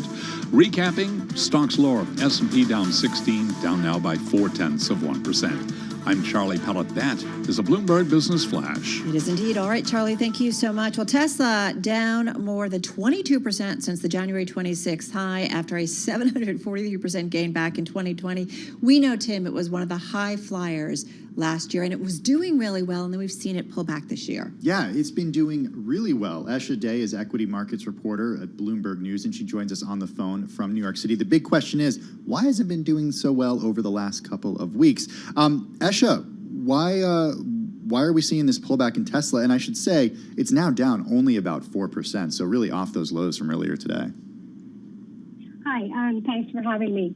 So yes, that's a great question. And Tesla shares have, recovered somewhat since earlier today, but they did dive pretty sharply today, extending their losses from yesterday, and that was mainly triggered by a tweet from Elon Musk over the weekend saying the price of cryptocurrencies, Bitcoin and Ethereum, seem to be high. So given Tesla itself announced a $1.5 billion investment in Bitcoin earlier this month, Musk's comments may have hurt Tesla's own investment. All right, so it's that part. But that, it's interesting. It's a $1.5 billion investment in Bitcoin, but I mean, this is a massive company, a $657, almost $658 billion market cap. So put in perspective the Bitcoin exposure versus the Tesla business. That's a great question. As you said, it's $1.5 billion sounds like a significant amount of money, but in the grand scheme of things, especially when it's Tesla, it's really small change for the company. I mean, this is a company that ended 2020 with almost $19 billion in cash, had an annual adjusted net income of around $2.5 billion. So when I speak to Wall Street analysts, they say that, rather than seeing it as an investment, we should rather see this as a signal from Tesla that it is willing to push new boundaries and, try out new and brave things as it tries to transform the way cars are bought and sold.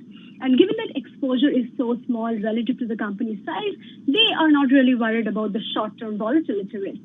But that said, it still has that investor sentiment attached to it, and kind of given Musk is, has this really big cult following, that is definitely playing into the weakness today.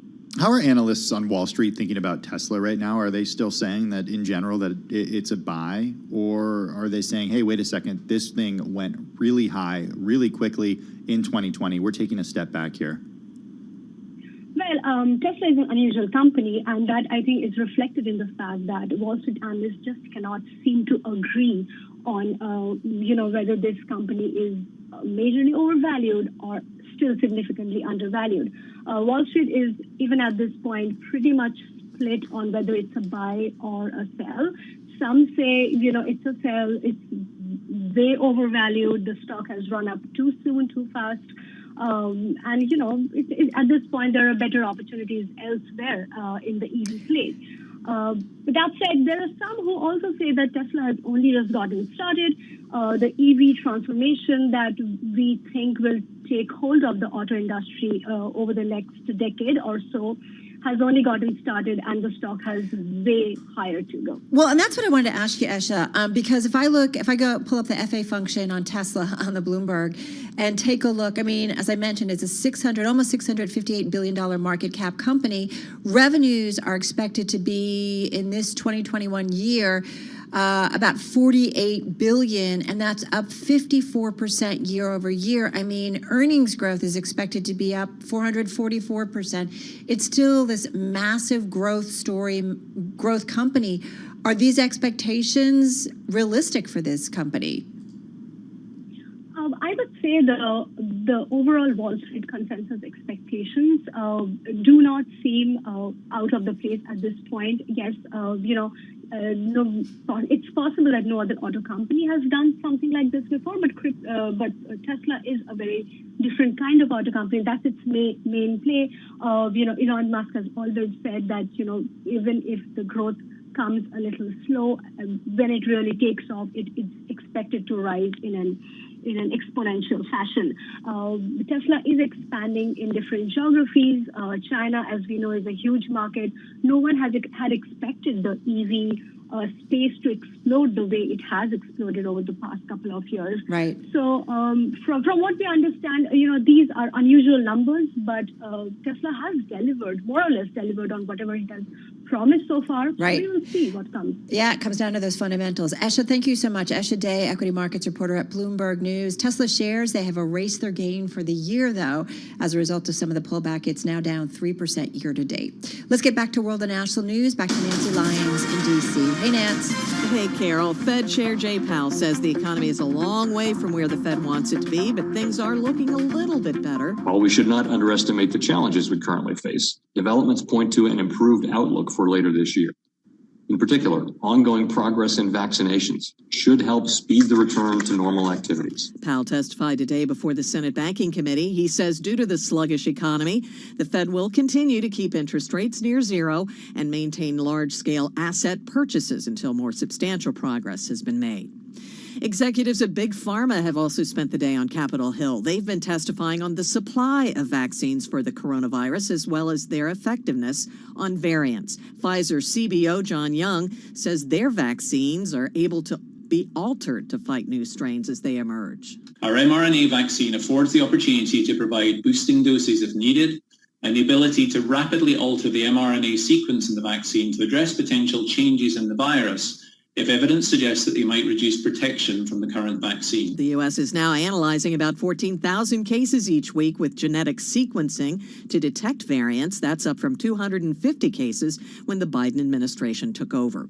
Legendary poet and publisher Lawrence Ferlinghetti, attributed with helping launch the Beat movement, has died at the age of 101. And a memorial is set for tonight in Georgia, marking a year since Ahmaud Arbery was pursued and shot by a white father and son as he ran through a subdivision in Brunswick. Global news 24 hours a day, on air and on Bloomberg Quick Take, powered by more than 2,700 journalists and analysts in more than 120 countries. I'm Nancy Lyons. This is Bloomberg. All right, Nance, thank you so much. Carol Massler, Tim Stanovic here in our Interactive Brokers studio. So, we've seen a lot of what have been the momentum trades, I feel like, for a while, whether it's Bitcoin, whether it's technology, whether it's SPACs. And what's interesting is, let's talk about this a little bit, because shares of the blank check firm combining the EV startup Lucid Motors, something we've been talking about a lot, plunging today after confirming the biggest SPAC merger yet to cash in on investor enthusiasm for battery-powered cars. Listen, SPACs, that's a momentum play right now. EV is a momentum play, so it's interesting to see how this momentum play got kind of beat up today. Yeah, Churchill Capital Corp, the special purpose acquisition company, fell as much as 46% today after confirming its merger with Lucid. The deal is going to generate about $4.4 billion in cash for the 14-year-old car maker, which announced production of its debut model will be delayed to the second half of this year. Well, and this is it. We were just talking about Tesla, and if you remember for a long time, this, you've covered it. For so long, Tesla would put out projections, everybody would bid up the stock going back a few years, and then they would miss it, and then it would get beaten. They would never meet those projections. It became kind of a joke. And I think what has changed is that he has been actually meeting the projections as of late. But this is what happens, especially with things like an EV startup. Yeah, look, building a car is difficult. Building a car in the United States that is difficult. The thing is Elon Musk has been able to pull it off with Tesla. And many people argue that the barrier to entry, even though it is very difficult and not many American car companies have succeeded in recent years, right? They argue that, hey, we can do it too. The big question is, can they do it at the scale that Tesla has? And was Tesla early enough to the game to get that first mover advantage? And does that first mover advantage matter? Yeah, exactly. Listen, Apple was not the first ones to put out a cell phone, but look at them now. Actually, a question coming in on Twitter for our guest later on, Kathy Wood, to say, what does she think of Lucid Motors? Is it something that could really compete against Tesla? So we'll have to ask her about that. That SPAC, by the way, as Tim mentioned, it was down almost 48%, now down about 33%.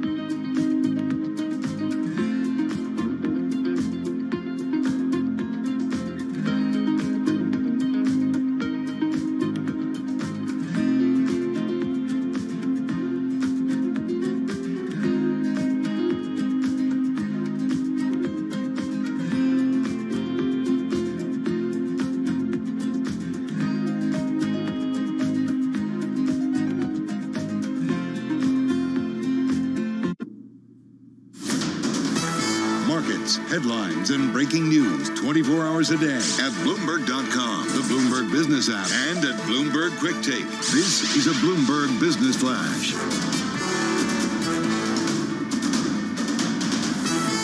From Bloomberg World Headquarters, I'm Charlie Pellet updating you on the AT&T story. AT&T nearing a deal to sell a significant stake in DirecTV. Sought exit from the struggles of managing a declining satellite TV business.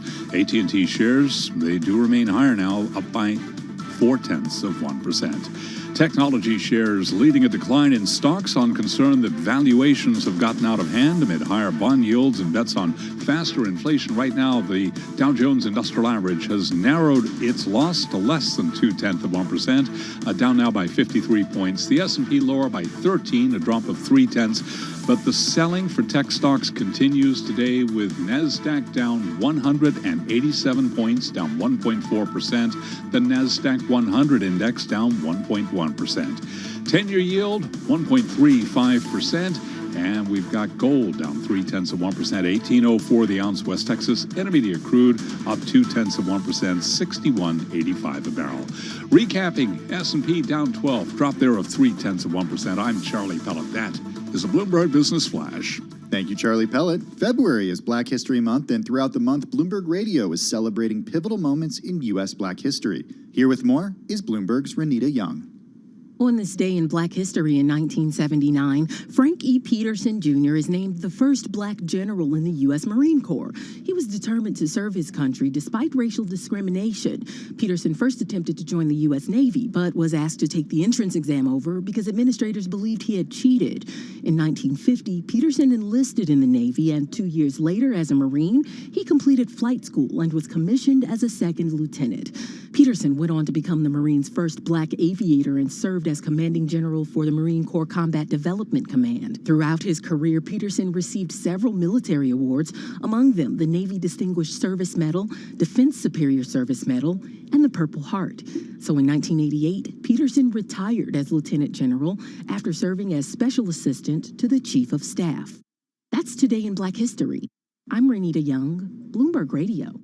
All right, Renita, thank you so much. Well, in the magazine this week, an excerpt from a new book out on the secretive world of commodity traders and how they link consumers and investors to global hotspots. And maybe it's a bit of a surprise to those investors, to say the least, Tim. Yeah, to say the least, especially for a group of teachers in Pennsylvania. Exactly. This is the subject of a new book. It's called The World for Sale, Money, Power, and the Traders Who Barter the Earth's Resources. It's written by Javier Blas and Jack Farchi. It's out in the UK now, out in the US come March. Javier is Bloomberg News Chief Energy Correspondent, joining us on the phone from London, along with Bloomberg Businessweek editor Joel Weber on the Access line in Brooklyn. Again, this is going straight to Netflix. I'm just saying, Joel.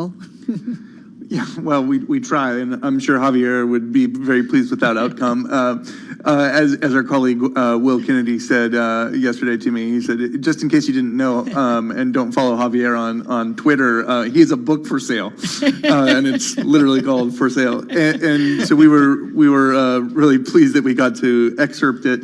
And it is sort of an example of like I think what the book will accomplish is pull back the curtain in many ways on many markets that you just don't even know about. And Javier, tell us more about pensioners who found that they had a little something in their portfolios that they may not have expected.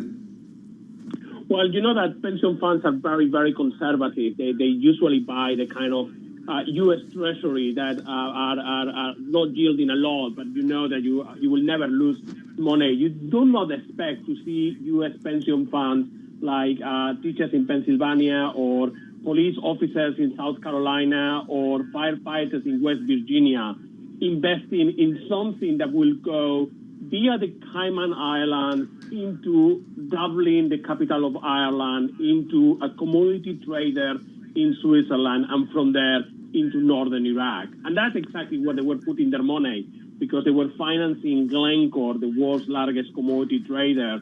And what they were financing in particular was a deal to buy oil in Kurdistan in northern Iraq and to ship that crude into the global market.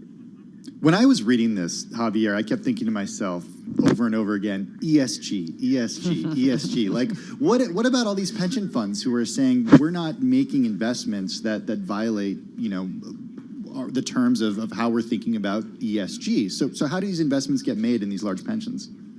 Well, usually they get folded into an outside manager. In this case, was Franklin Templeton, and they usually get folded into emerging market debt. I mean, in many of the prospectuses of the pension funds that we review, this was disclosed as an oil node linked to Iraq. It didn't even say that it was not actually the government, the central government in Iraq, in Baghdad, but just an autonomous province in the north of the country. I just simply think that sometimes there are small investments. This was only quote unquote, only $500 million. And I think that sometimes they just flow under the radar, just bundle into emerging market debt. So, Javier, Glencore obviously plays an important role in here and also elsewhere in the book. What did you learn about Glencore in reporting this that you didn't already know? Well, I mean, it's very interesting because we need these commodity traders. Everything that we buy comes from natural resources, and you need the commodity traders to buy and sell to you. What you learn when you get very close to these companies is that it's a very strange combination. They are incredibly hardworking and willing to go to no one else goes. And at the same time, they have that kind of profit-minded only, mixed with a bit of old-fashioned commercial banking of probably 100 years ago of my word is my bond and handshakes and personally visiting every client every year and be on the road or on the air for 250 or 300 days a year. But what is more amazing is that they are willing to go literally everywhere. I mean, you look at the list of countries that State Department will tell everyone, do not go there. The commodity traders go there. And they also play big roles in politics that sometimes we do not realize. Because for many of these countries, think about the Middle East or some countries in Africa, natural resources, money, and power go together. Javier, what do you think is the most striking, this whole idea that commodity traders can influence history, or I guess I should say that you've got these what are thought to be pretty safe investors, or hoping that they're safe investors and conservative investors, pension investors, that they don't exactly understand maybe what they're investing in? I think that both are very important. I mean, one thing that Jack and I, when we were writing the book, we were trying to achieve, we think that the commodity traders play a big role in the global economy. They play a big role in politics. And because some institutional investors, be pension funds or other kinds of institutional investors, are investing with them, providing funds with them, they are also very important to all of us. But what surprises Jack and me writing this and researching it is that very few people know anything about the commodity traders. There are hardly any books about them. Their accounts, in most cases, are secret because they are privately owned companies. And also they are controlled by a very few people. I mean, most commodity traders are controlled by the staff or a family that owns them. So any money that they make, any profit that they make, go in the pockets of a few selected individuals. Like I said, I think it has to go to Netflix or something, like, because it's just really explaining how these markets work and peeling back some of the layers. Great stuff. Thank you so much. Javier Blas, Chief Energy Correspondent, Bloomberg News from London. Check out his new book, The World for Sale, Money, Power, and the Traders Who Barter the Earth's Resources, in the UK and coming to the US in March. And of course, our thanks to the editor of Bloomberg Business Week, Joel Weber. For those of you listening in New York, DC, and San Francisco, watching on YouTube, Bloomberg Business Week continues. If you're listening on Bloomberg 106.1 in Boston, Bay State Business, that's coming up next. This is Bloomberg Radio.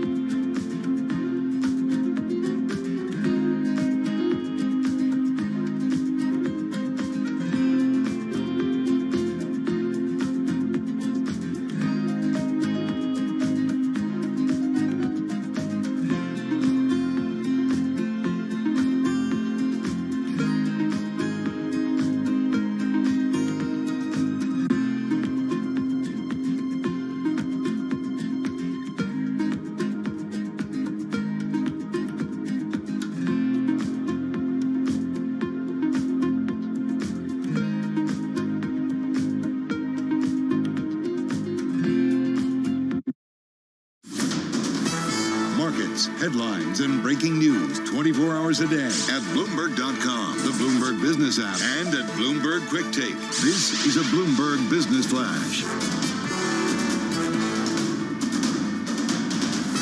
From Bloomberg World Headquarters, I'm Charlie Pellet. We begin with a developing story. Tiger Woods injured in a rollover collision this morning in California. This according to the LA County Sheriff's Department. Woods was the driver and sole occupant. Woods has been extricated from the wreck, transported to a local hospital.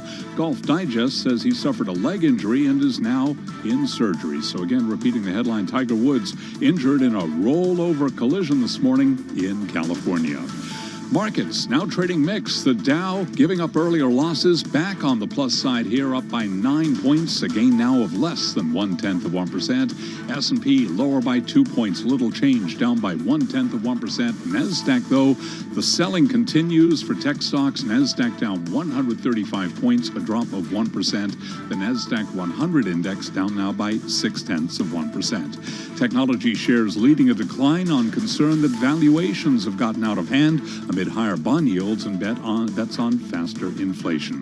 Fed Chair Jay Powell is signaling that the central bank was nowhere close to pulling back on its support for the pandemic-damaged U.S. economy, even as he voiced expectations for a return to more normal, improved activity later this year. And in testimony before the Senate Banking Committee this morning, he had this to say about the jobless picture. The unemployment rate remained elevated at 6.3% in January, and participation in the labor market is notably below pre-pandemic levels. Although there has been much progress in the labor market since the spring, millions of Americans remain out of work.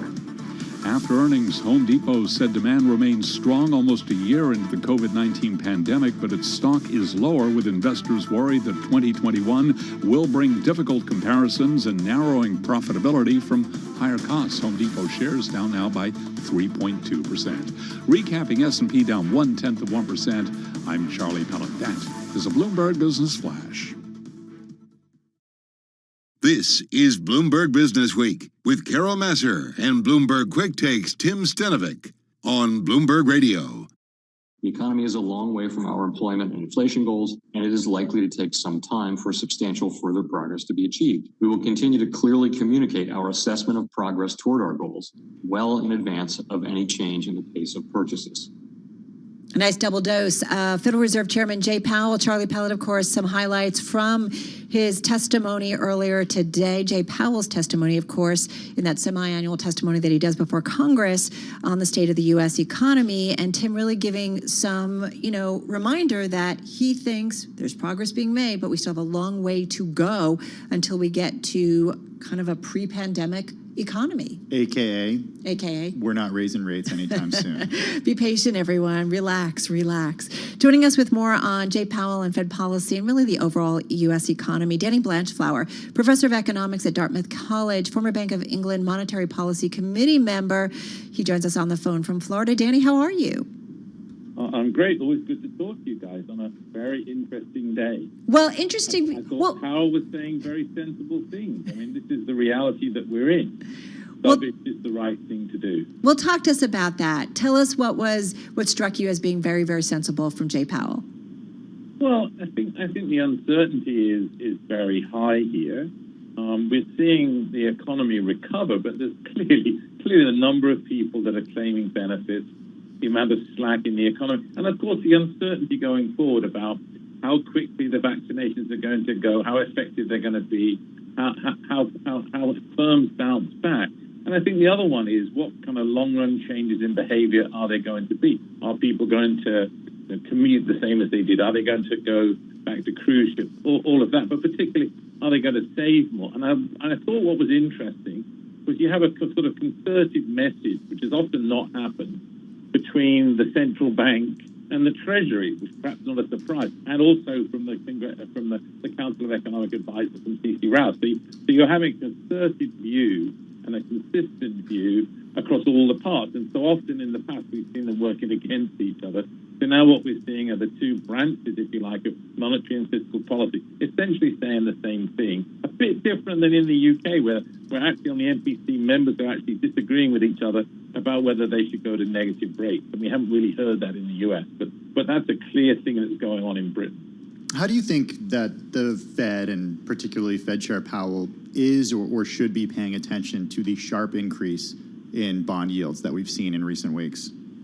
Well, I mean, obviously that's relevant to think about it, but the scale of that rise I don't think is that significant. But what else should they do? What other alternatives do they have other than trying to get America back to work and try to kind of overcome the difficulties that have been caused by this terrible pandemic?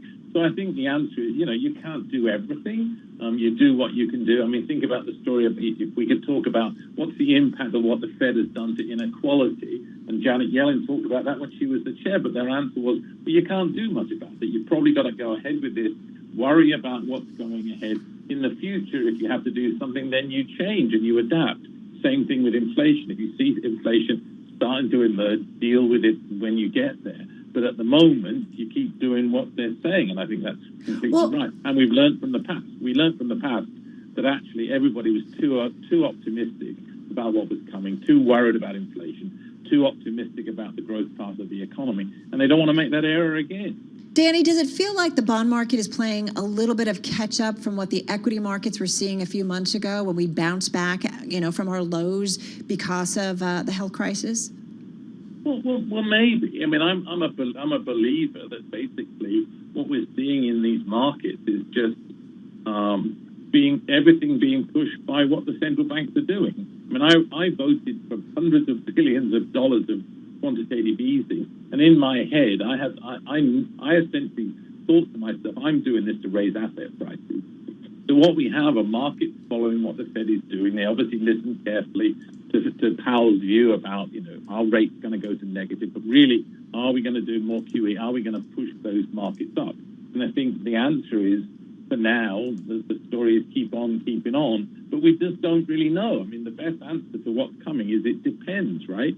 So maybe the bond markets are getting a bit nervous, but I think the course is set. I mean, the course is set. Janet Yellen has made it absolutely clear the course she's going to follow. Well, it's going to have to understand that. There's a headline that just crossed the Bloomberg, the S&P 500 erasing its 1.8% drop to trade little change. I mean, we're now at our highs of the day.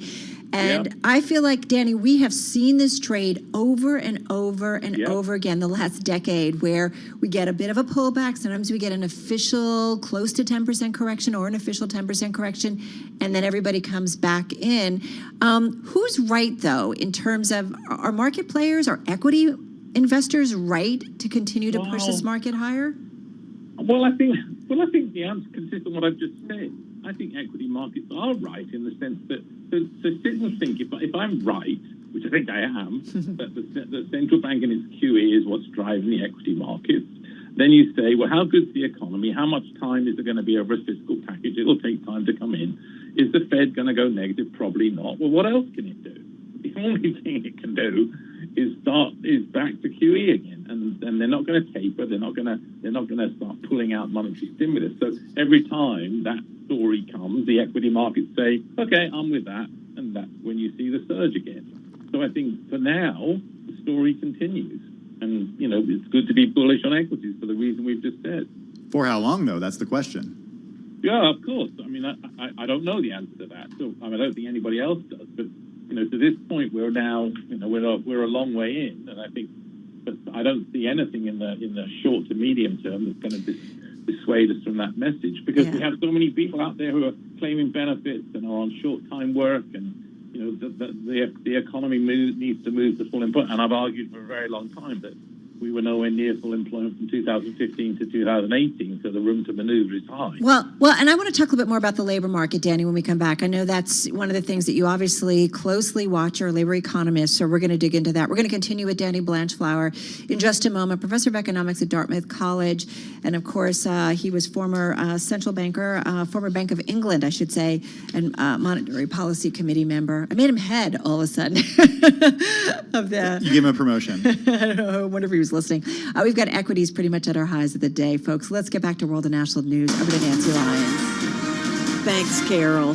Tiger Woods has been injured in a rollover collision in California. That's according to the Los Angeles County Sheriff's Department. Woods was the driver and the sole occupant. He apparently had to be extricated from the car using the jaws of life. He was transported by ambulance to a local hospital. Golf Digest talked with Woods' agent, who says the golfer suffered multiple leg injuries and is in surgery. Police say his vehicle sustained major damage. President Biden is meeting with Canadian Prime Minister Justin Trudeau this afternoon. It's his first meeting with a world leader since he took office. White House Press Secretary Jen Psaki says they'll cover a variety of topics. Recovery from COVID-19, a sustainable and inclusive economic recovery, tackling the climate crisis, advancing diversity and inclusion, bolstering security and defense, and strengthening global alliances. The leaders will hold a joint news conference later this afternoon. Staying on the topic of diplomacy, the Senate today confirmed Linda Thomas Greenfield to serve as Biden's United Nations representative. Lawmakers today grilled law enforcement leaders about security failures during the January 6th U.S. Capitol attack. Former House Sergeant-at-Arms Paul Irving, who resigned following the insurrection, says bad intelligence was to blame for the disastrous failure to anticipate the violence. Based on the intelligence, we all believed that the plan met the threat and that we were prepared. We now know that we had the wrong plan. All of the security officials agree the insurrection was a planned attack. Global news 24 hours a day, on air and on Bloomberg Quick Take, powered by more than 2,700 journalists and analysts in more than 120 countries. I'm Nancy Lyons. This is Bloomberg. All right, Nance, thank you so much. You're listening to Bloomberg Business Week. Carol Masser, along with Tim Stenovic here in our Interactive Broker Studio. Do just want to point out, in terms of the markets, that we are now at our best levels of the session. The selling you saw before, it is erased. S&P 500 now up 2.5 points. Dow Jones Industrial Average, a gain of about 29, so relatively flat on the day, but now in the green. NASDAQ still down, but it was down a lot more earlier in the session, still down about 0.7% for a decline of about 93 points. So fascinating whether it's all of a sudden people who wanted to be in names came back into the market. Hard to say whether some of those algorithms just kicked in. Yeah, people started buying. Are they buying the dip, right? Yeah, I hate to say it. It sounds so simplistic, but it certainly looks like that's the trade. Having said that, we continue to watch a lot of names. One of the stories that caught our attention: Best Buy expanding its test of a new store format that reduces the space for customers to browse by nearly half. So a big cutback in terms of the floor space, and they're going to focus more on getting those digital orders out the door. This is like one of those pandemic trends. All of a sudden, they're just kind of leaning all in. Yeah, you got it. It's all about the acceleration of trends during the pandemic. It's something that we hear over and over again from analysts. Before the pandemic, the big trend in brick and mortar retail was experiential. What can we provide the customer that they can't get online?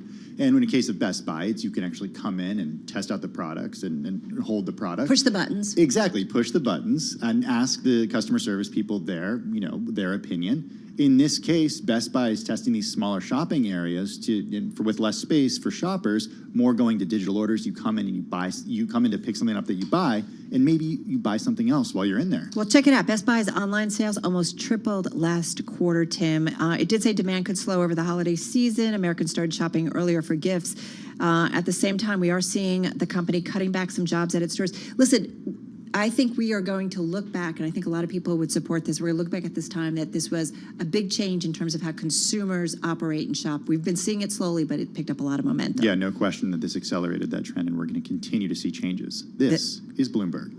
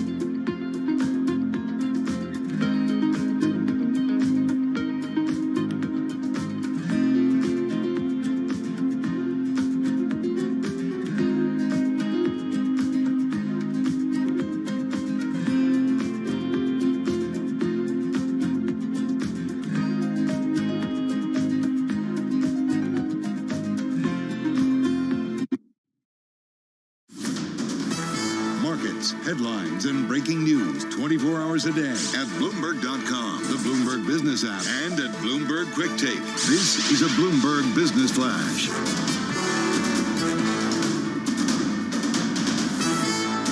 From Bloomberg World Headquarters, I'm Charlie Pellet. What a day on Wall Street. What a dramatic turnaround. The Dow now rallying, S&P higher, NASDAQ still on the minus side. But here to explain it all, let's head over to the First Word Breaking News desk. Lots going on for today's afternoon call. And here he is, Bill Maloney. And good afternoon, Charlie. That's right. U.S. stocks with an aggressive bounce off those morning lows. Like you said, Dow's up 90 points, was down 363 at the low. S&P's up 11, NASDAQ still down by 59. The U.S. 10-year yield at 1.36%. Gold is down 5, and transports gain 33 points. Among the main 11 S&P sectors, energy and utilities led. Consumer discretionary was under pressure. And leaders to the upside in the Dow, Disney and Visa, while Home Depot fell 2.8% and led to the downside. Also after earnings, Macy's rose 4%. And in other news, Snap expects multiple years of 50% plus revenue growth, and SoftBank says it plans to invest billions in biotech stocks. Wrapping things up, some of the names pointing after their belt tonight include Intuit and Square.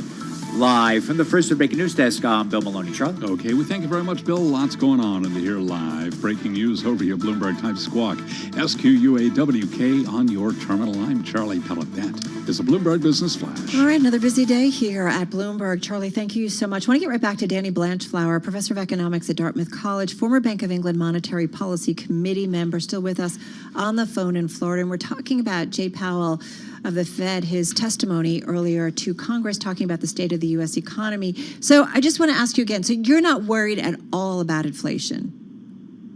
No.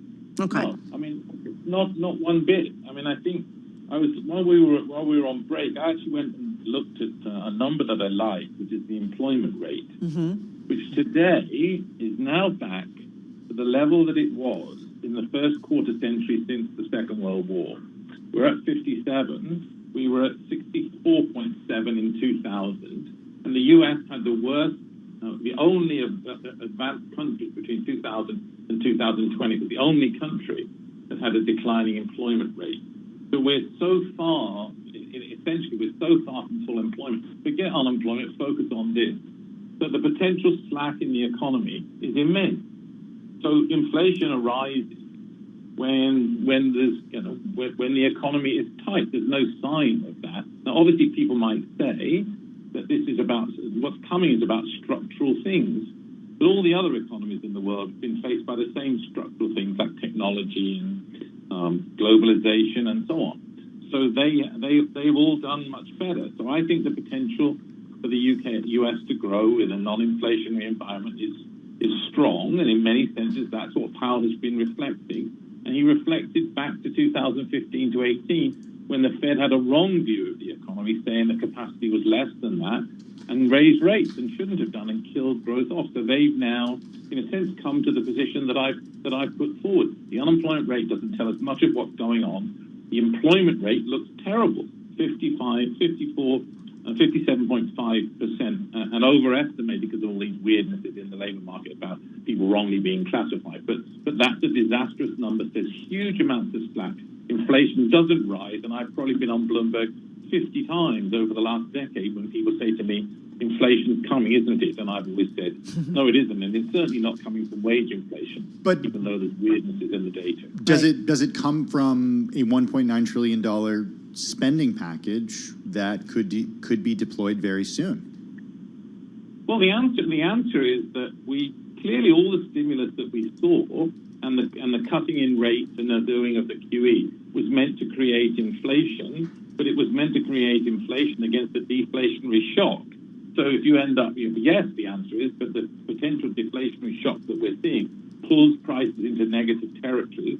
So this simply restores it. Of course, there's a point. That's the point of the stimulus. But the issue is 2% seems a goal that's very much way off. And the story actually is we know very well what to do if inflation rises in a significant way, but it hasn't. But the point of QE and the stimulus is to create inflation. But the question is, to what extent do we have a major deflationary shock going on? And the answer is we do. Hey, Danny, let me go back to what you talked about, the labor market. You talked about all the slack in the labor market, right? And I think the Fed and certainly Jay Powell has been very clear about, we've got to improve those numbers, get people back to work. Will we need all of those workers? And I just think about the increased and ramped up digitization of our society. And I just wonder, will all of those workers ultimately be needed in our post-pandemic economy? Well, a couple of things. The first thing is both Janet Yellen and Steve Rouse talked about the importance of jobs, and we know that capital-intensive industries and technological change can actually be labor-enhancing. Think of all the people who now sell iPhones and laptops and involved in that kind of technology. So that's the first thing. The second thing is that we can actually, and Janet's made it clear that she's interested in that, you can actually think of stimulus where you try and encourage jobs. And so the issue is, for people in Bloomberg to think about, what you basically are going to always think about is, what's the relative price of labor compared to the relative price of capital? And if in a Biden administration, and Janet's made this clear, they're interested in giving a subsidy to encourage the use of people, of workers, and make the relative price of workers lower. Now, obviously, you can debate about the minimum wage and so on, but there's an issue about, can you encourage people to be more productive, all of that sort of stuff. So I think the answer is that we can make capital labor-enhancing as well. And in a way, I like to sort of pose this question. In 2000, and you asked me this question, where are the new jobs going to come from? Right. I don't think I would have had a possible clue of saying it. But if you look, where have many of those jobs come from? They've come from technologically advanced places. There's Tesla and there's electric cars and all of that. So I think the answer is the digital age may well, and think of the green jobs. You can make green jobs very labor intensive. You can have people going out insulating houses. So the answer is, with a bit of thought and interest and care, you can actually make the future labor enhancing, not labor hurting. Right. It's something that I've talked about that with the president of the Rockefeller Foundation. We've got all these, countries spending so much on COVID relief and pumping a lot of money into economies. We could do that and create green jobs at the same time and deal with two massive problems. Good stuff. Danny, be well. Danny Blanchflower, professor of economics at Dartmouth, former Bank of England Monetary Policy Committee member, joining us from Florida. I'm assuming it was warm there. I don't know. Yeah, yesterday we learned it was 70 degrees there in the afternoon from one of our guests. Yeah. But hey, that's better than New Hampshire, right? All right, you're listening to Bloomberg Business Week. Coming up, we're going to get the latest on Tiger Woods and that accident. This is Bloomberg.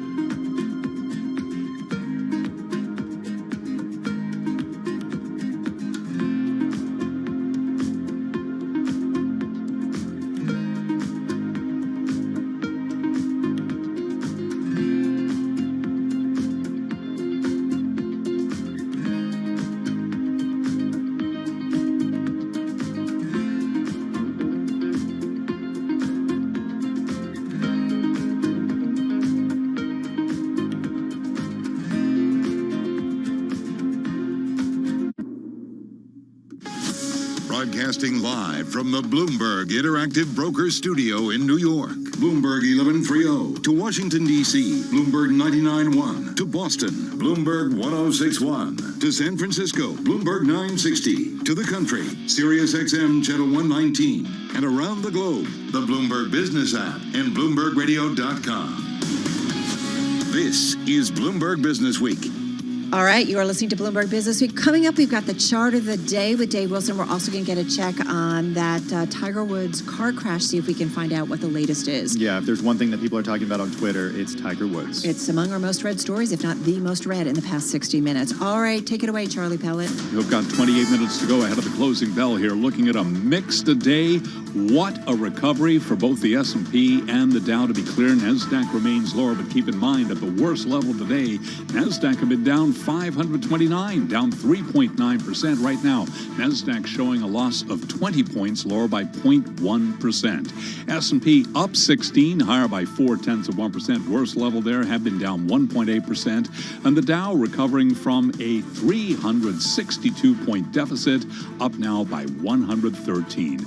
S&P erasing a drop, climbing higher after reassuring comments from Fed Chair Jay Powell on inflation, and the outlook for growth spurred traders to buy the dip. 10-year yield 1.36% right now on the 10-year. Gold is down 0.3%, 18.05 the ounce. West Texas Intermediate crude up 0.6%, 62.05 for a barrel of West Texas Intermediate crude. The decline in COVID-19 fatalities is exceeding expectations in the U.S., and virus modelers are revising forecasts to reflect a more optimistic outlook heading into March. And as the number of vaccinations continues to grow, what's the world going to look like, and when will we stop perhaps wearing masks? That question today for Dr. Amish Adalja, Senior Scholar at the Johns Hopkins Center for Health Security. After any kind of pandemic or infectious disease emergency, the population is going to change their perception of risk and disease. We've lived pretty much in luxury in the United States and many of the developed worlds where we don't worry about infectious diseases every time we step out the door, interact with other individuals. So there are going to be people who are still reticent to get back into it, that may still wear masks and face coverings when they're in crowded and congregated places on public transportation, even after the rules may change. The Johns Hopkins Bloomberg School of Public Health is supported by Michael R. Bloomberg, founder of Bloomberg LP and Bloomberg Philanthropies. Among some of the vaccine stocks that we follow, Pfizer down 0.8%, BioNTech lower now by 2.7%, AstraZeneca down 2.1%, Moderna is down now by 5.6%, Johnson & Johnson down by 0.5%. Recapping, equities mixed, NASDAQ lower, S&P up 15, up 0.4%. I'm Charlie Pellet. That is a Bloomberg Business Flash. Thank you, Charlie Pellet. This is Bloomberg.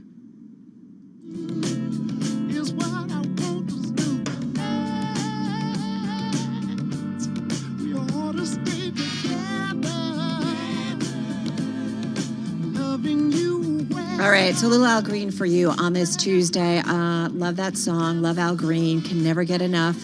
Dave Wilson, stocks editor, here with his chart of the day. Dave, what do you got?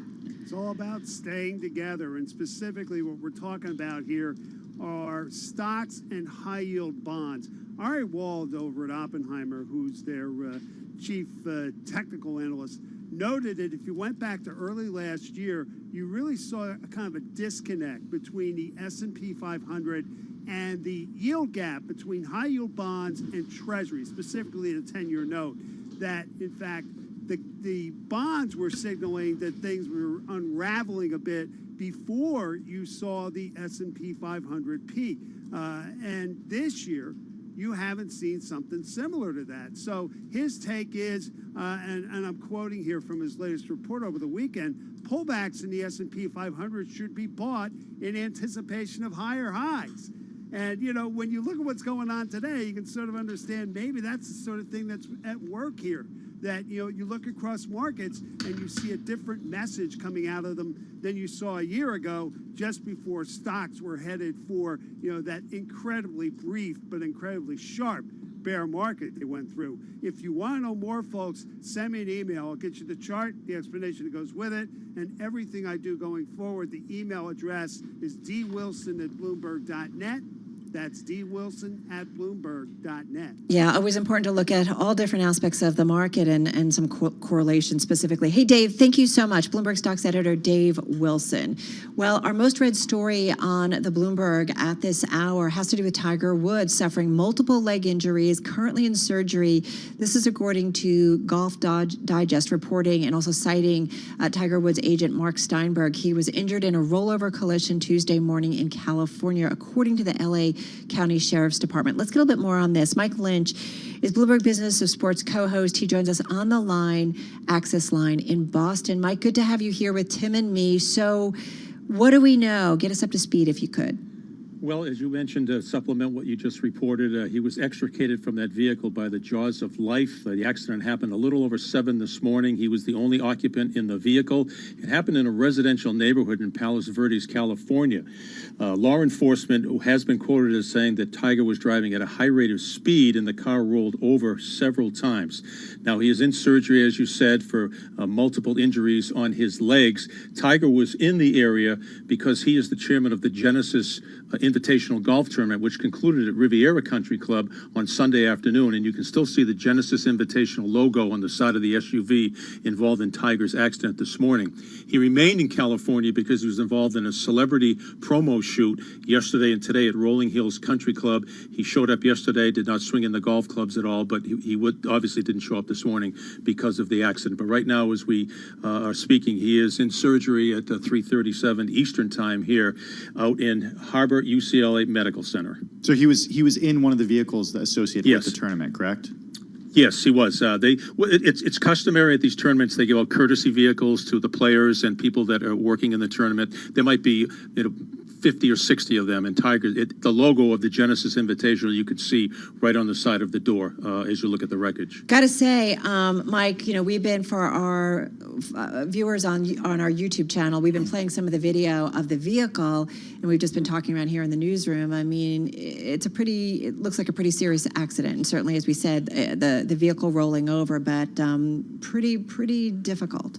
Yeah, when you hear jaws of life, that pretty much says it all for how serious the accident is and how impossible it was to extricate the driver or a passenger out of a vehicle. So it took a while to get him out of there, and multiple surgeries on his multiple leg injuries with surgery certainly is something of great concern for his life. First of all, let alone it's not even proper at this point to talk about continuing his golf career. No, 45 years old, winner of 15 majors, and certainly when you think of the game of golf, I grew up watching it with my dad and my brothers. I mean, you think about some of the all-time, right, Mike, great players. Tiger's certainly one of them.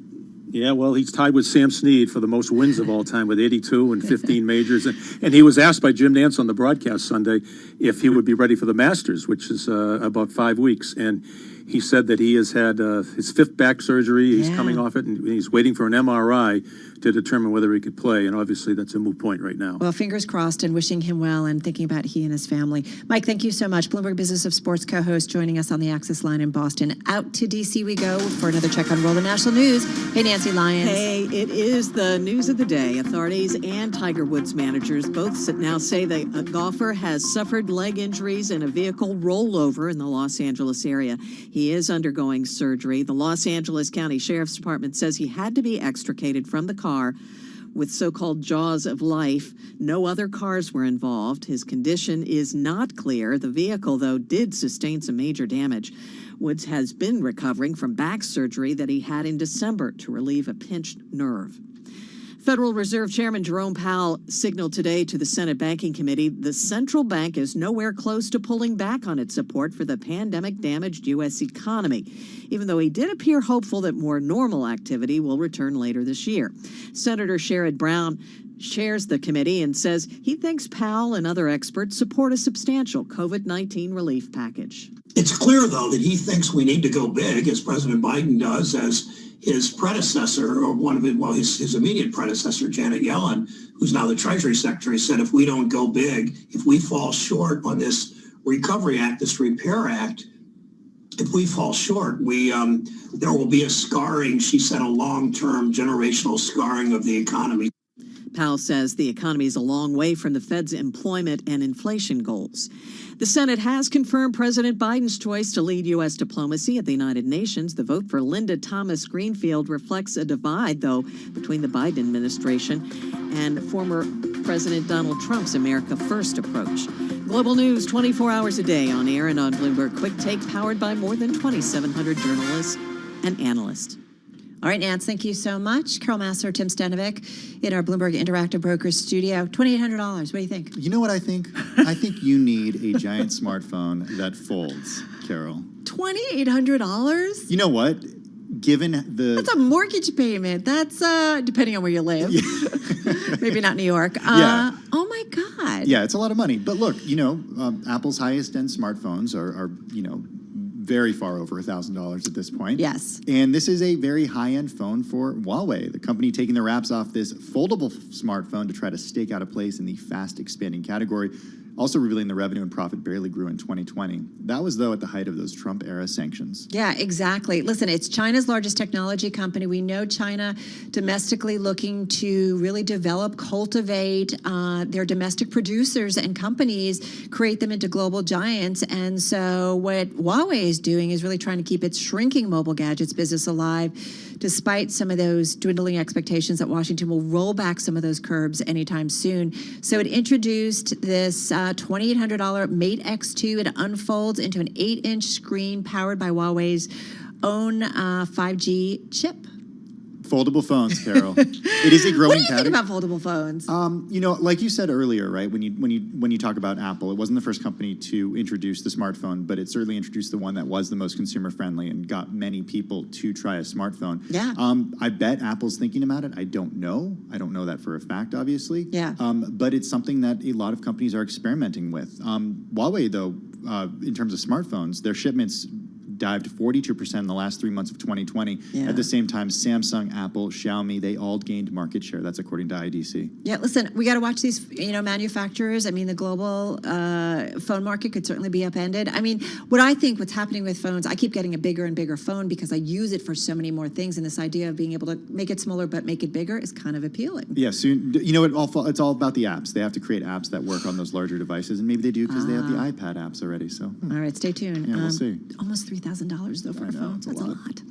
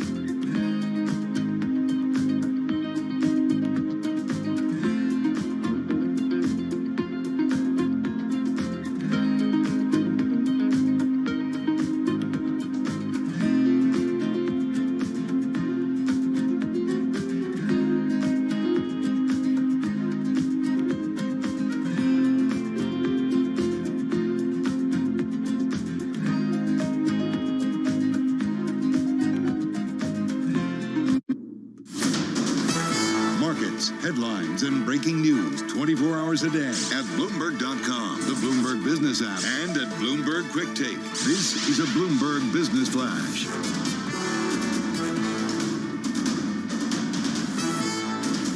From Bloomberg World Headquarters, I'm Charlie Pellet. 13 minutes to go ahead of the closing bell. Stocks come roaring back after Jay Powell's reassurances. Right to the numbers. We'll give you more on the why in a moment here. The S&P's up 13. That is a gain of 0.3%. The Dow higher by 92, higher by 0.3%. NASDAQ remains lower, down 41, a drop there of 0.3%. But got to give you the numbers as for where we have been to put this all in context. At one point today, NASDAQ was down 529 points, down 3.9%. The Dow had been down 362, down 1.1%. S&P had been down 70, a drop now of 1.8%. We are looking at the S&P higher, up by 14, a gain of 0.4%. 10-year yield 1.36% on this Tuesday. Gold at $18.05 the ounce, lower by 0.2%. And West Texas Intermediate crude up 0.6%. Bottom line here, S&P erasing a drop, climbing higher after reassuring comments from Fed Chair Jay Powell on inflation and the outlook for growth. That spurred traders to buy the dip. After the bell, we will be hearing from Intuit, down now by 0.6%. We'll also be hearing from Square, down now by 3.5%. Again, recapping, S&P up 14. What a turnaround, up 0.4%. I'm Charlie Pellet. That is a Bloomberg Business Flash. I'm driving in my car. I turn on the radio. How about you let me drive? Oh, no. Who's gonna drive you home? Honey, please, I'll do the driving. Drive on. Excuse me, I want to drive. Just drive, baby. It's the question that drives us.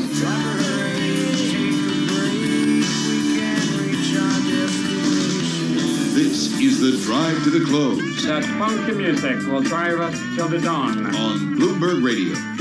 All right, you are listening to Bloomberg Business Week. Just about 11 minutes left in today's trading session. Carol Massar, Tim Stenovic, and as Charlie mentioned, the S&P, U.S. stocks in general roaring back after Jay Powell of the Federal Reserve basically saying, listen, folks, slow down. I'm not too worried. I'm not going to chill out. My foot off the gas. Things are going to be okay. easy. It's all good. It's going to still take a little while to get back to normal. So stocks are pretty much just off their best levels of the session. We have seen quite a move back. Yeah, we really have. Ryan Dietrich is Chief Market Strategist at LPL Financial. He joins us on the phone right now from Charlotte, North Carolina. LPL Financial has just about $810 billion under management. Ryan, what do you make of today's trade? Yeah, Tim, how about that reversal, right? Yeah. I mean, NASDAQ down nearly 4% at the lows and it has a shot at being green. And we can say goodbye to the 5-day losing streak on the S&P 500, right? What got us, when you looked at that 5-day losing streak we're in the midst of, stocks are only down about 1.5% during those 5 days. It was a relatively modest 5-day losing streak. For instance, last year in 2020, 35 separate days saw a worse drop of 1.5%. So it's just kind of all about context, right? And again, what did Jay Powell say? I don't think anything that we didn't expect. He's still quite dovish. Low rates are here to stay, and that's what the market wanted to hear. And now the losing streak, like I said, on the S&P looks like it's over. Was it all Jay Powell, in your view? Or was it people all of a sudden saying, oh, wow, that stock that I've been interested in is now a few percentage points cheaper? Or, in the case of some of those high flyers, a lot cheaper, and that was a buying opportunity. Yeah, you're right, Carol. I mean, I think it was with Jay Powell kind of sparked it, right? You think about a beach ball. You put it under the water. Once you let go, it gets moving. Once it gets moving, it really pops up. And that's, Jay Powell kind of released the beach ball effect, so to speak. But at the same time, what have we been seeing, right? I mean, just continued strong manufacturing numbers, services numbers. We just had a really strong earnings season that's wrapping up. And, oh, by the way, now Jay Powell said that, monetary policy is still here. And we all know there's probably another fiscal plan coming in March of at least $1.5 trillion. So all those things combined kind of said that, hey, stocks just don't feel like going down, and it's something that we should not ignore. Okay, but there are signs of froth in the market, right? From a technical perspective, what are those signs? Where are you seeing them? Yeah, well, when you look at market technicals, they're honestly pretty strong, Tim, but I kind of say a cousin to technicals is sentiment, right? That's kind of in the price. And we've seen just huge flows coming into equity funds. We've seen very historically low put-to-call ratios. There are clearly some signs that there's a little too much excitement that's out there, and that's okay, right? I mean, after a 76% rally, given where we were this time about a year ago, I think it makes sense. People are a little excited, but it makes sense to us also if you just overlay this bull market that started last March with the one that started in 2009. They almost trek perfectly with each other. But that one in early 2010, you had a 10% correction and some sideways consolidation for a good part of the middle of 2010. We think that could play out once again here. So, Ryan, how much of the trade that we're seeing and the comeback, how much of that is banking on what we see in the second half of this year? Yeah, well, if you look at who's been leading, I think you have to say a lot. It's those cyclicals, right? Look at today. I mean, energy stocks once again are doing well. The cyclical value, your energy financials, as the yield curve keeps steepening. What's the 10-year doing? 10-year is up a little bit today, but the yield curve 210 keeps steepening. Those are all telling us that, hey, the market is betting on a very significant reopening, and that's why the cyclical value. I've been coming on with you guys for a couple months saying, last year we liked growth a lot at LPL Research. Right. This year we've kind of changed our tune a little bit, saying, listen, cyclical value makes sense finally to maybe get some strength, and that is exactly what's happened. But before everyone gets way excited about financials, for instance, Carol, they've gone nowhere for 14 years. Okay, they're where they were in 2007. So let's not get too excited here, but that's bullish from a longer-term point of view because, hey, they haven't gone anywhere for 14 years. We know tech's up a ton, and we don't really have a problem with technology, but if you're looking for something that's kind of still beaten up and hadn't gone anywhere, oh my, financials still look pretty good to us here. I get the value argument, but if the growth is in the growth players or the momentum players, why wouldn't you continue to make your bets there? Yeah, well, the way we're constructing our portfolios for our more than 17,000 advisors, we are kind of doing a two-pronged approach, right? We don't have a problem with technology and communication services. They kind of got us to the party, but we're much more open to the idea of taking a little bit of profits there and adding to your cyclical value names, industrials, materials, and financials. I mean, look at materials. I come on to you guys for a while talking about copper. That sounds kind of boring. Copper's up, another 3% today, 9-year highs. If copper is strong like it's been for several months, that tells us a few things. Mainly, the global economy's on firm footing, and likely higher rates and those cyclical values should probably do well. And copper is just blowing up again today. How are you looking at the rise in the 10-year, the yield? Yeah, that's the story of the week, isn't it? Everybody's wondering, where does a 10-year go to get too high to knock stocks off their rally? We think there's still a ways to go. I mean, the bottom line is this. A little bit of inflation would be okay. I mean, the Fed chairperson Powell just said that today, right? A little bit of inflation he's okay with. The 10-year yield to us is suggesting, again, a likely stronger economy, more stimulus. So we've got a target of about 175 on the 10-year by the end of this year, which would be a little bit higher. We're 40 basis points higher than where it is, but we think that'd be perfectly normal. And let's not forget, it wasn't that long ago. Okay, guys, I'm going to place a order to sell short euro. Price I'm looking 121.49.1. So if you opt to make a trade and sell short euro, here is your time. Please place your order to sell at 121.49.1. I'll speak to you later. Still think is probably going to underperform. We did see the travel stocks over in the UK as the UK economy is opening up. You don't see a play there? Yeah, I mean, there always potentially could be some type of a play, but the overall dynamics as we look at Europe are still slowing. There's still some demographic issues and earnings growth. I mean, you're looking at 35% earnings growth this year in emerging markets, leading the overall global resurgence that we're seeing in earnings. So we just think EM is still probably the better place from a diversified global portfolio point of view. All right, got to run. Ryan, thank you so much. Ryan Dietrich, Chief Market Strategist at LPL Financial, with us from Charlotte, North Carolina. And this, Tim, on a day when quite a big swing when it comes to those major equity averages. Yeah, NASDAQ was down as much as 3.9%, down half a percentage point right now as we get closer to the close. And closer to talking with Kathy Wood at ARK Investment. Curious to see what she has to say about the trade specifically, what she may be buying into some of these dips, and what she has to say about some of those big names in her portfolio. Yeah, what's she thinking on a day like today? Exactly. She's coming your way in just about 20 minutes' time.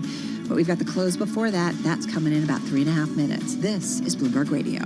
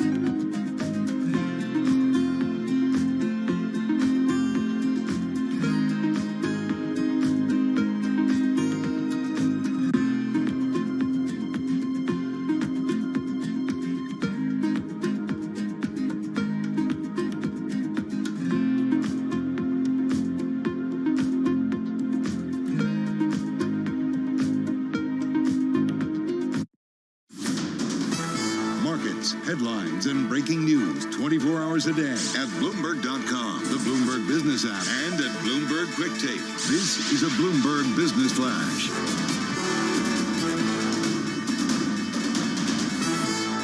From Bloomberg World Headquarters, I'm Charlie Pellet. There you have it, sound of the closing bell at the New York Stock Exchange. Turned out to be a mixed session. Folks from Acres Commercial Realty ringing that closing bell. But first, a developing story out of Texas. The chair of the Texas Power Grid Operator and 4 other board members have resigned in the wake of the energy crisis that crippled the state's electrical system. Now, according to a filing just in, Electric Reliability Council of Texas Chair Sally Talberg resigned along with Vice Chair Peter Crampton and Raymond Hepper. What a recovery for the U.S. stock market today. The S&P 500 index had been down 70 points, down 1.8%. It ended the session with a 4-point gain, up by 0.1%. S&P erasing a drop, climbing higher after reassuring comments from Fed Chair Jay Powell on inflation and the outlook for growth spurred traders to buy the dip. Now, the NASDAQ Composite Index, which had been down 529, down almost 4%, ended the day with a loss of 67 points, down 0.5%. The Dow finished higher by 13, up by about 0.1%. Bottom line, stocks ending the day mixed. S&P reversing earlier losses. Ryan Dietrich is senior market strategist at LPL Financial. He was our guest moments ago, right here on Bloomberg Business Week. And we can say goodbye to the 5-day losing streak on the S&P 500, right? What got us, when you looked at that 5-day losing streak we're in the midst of, stocks are only down about 1.5% during those 5 days. It was a relatively modest 5-day losing streak. For instance, last year in 2020, 35 separate days saw a worse drop of 1.5%. Tesla shares wiped out their year-to-date gains and traded below the level where they were when the electric car maker joined the S&P 500 index back in December. Tesla shares lower today by 2.2%. Recapping, mixed Tuesday, the Dow, the S&P higher, NASDAQ lower, S&P up 4, up 0.1%. I'm Charlie Pellet. That's the Bloomberg Business Flash. Wild thing, think you move me. I got a few moves I know you'll like. Shaking all over. Bloomberg Business Week. Movers and shakers. Shaking, not stirring. On Bloomberg Radio. You are listening to Bloomberg Business Week. Carol Masterlaw, Tim Stenovec, just crossing the Bloomberg Terminal Square, buying about 3,318 Bitcoins for $170 million. Wow. And that company also, let me just pull it up, Crossing, I believe, coming out with their latest earnings report. Charlie was talking about they were expected to report earnings. We're not quite done with the earnings season. So let's take a look at what we're getting. Look at, Jack Dorsey, Square CEO, has hashtag Bitcoin in his Twitter bio. Not too big of a surprise that Square is going into more Bitcoin. Right. He's been one of the supporters, certainly, of the digital currency. Investment is part of an ongoing commitment to Bitcoin. Cryptocurrency is an instrument of economic empowerment. Again, not my words. These are coming from Square. And I'm just looking for those earnings numbers. They are not quite yet crossing, but we will look for those numbers to come out. And as soon as they do, we will certainly bring them to you. Quick check. Square, by the way, it's up about 18% so far this year. And we know this has certainly been one of the pandemic plays. Stock gained almost 250% in 2020. So we'll look for those earnings numbers and bring them to you as soon as they cross. S&P 500, what a day, Tim. If we take a look, and forgive me, I just brought up the NASDAQ, so let me bring up, because I really do feel like it's been a tech trade kind of story. S&P 500, 268 names higher, 233 lower, 4 unchanged. So that's kind of how we ended the day. Yeah, taking a deeper dive into the S&P 500 energy, the leader of the day, up 1.6%. Communication services up by just over 1%. Utilities up by close to 0.8%. 4 laggards, they include consumer staples, healthcare, information technology. Perhaps not surprising, seeing the NASDAQ. In consumer discretionary, though, down close to 0.5 percentage point. Yeah, and the NASDAQ still higher for the year. It's down about 4% from that February 16th high. If I take a look at year to date, it's, as I mentioned, up 4.5%, but it was really quite a swing. I do want to bring in Abigail Doolittle. She is our Bloomberg News Markets reporter. Abigail, interesting day following you and some of the coverage earlier on television. I mean, initially it felt like kind of that momentum play was coming to an end, and yet that's not how it ended by the market close.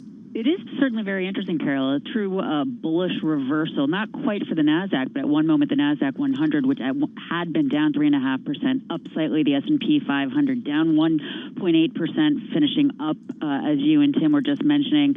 So those kinds of days really do stand out, especially when for the S&P 500 it snaps a 5-day losing streak. And making it super interesting is the fact that it had been all about big tech and those stay-at-home names selling off hard earlier. Apple at one point, if you can believe it, was down 6% this morning, closing down just 0.1%. So some of those jitters created by rising rates that calls valuation to question, the microscope was taken off and stocks well off the lows, if not higher. In the case of the likes of Facebook and some of the other tech names, Facebook was the best stock actually for the S&P 500. Amazon, Netflix higher too. So really, again, a big reversal. Okay, so Abigail, what changed throughout the day? Was it Fed Chair Powell's comments? Was it the fact that people were seeing this as an opportunity to buy? I mean, all of the above. What was the change here? I don't think it had much to do with Fed Chair Jay Powell, his comments. He pretty much said the same thing that he's been saying,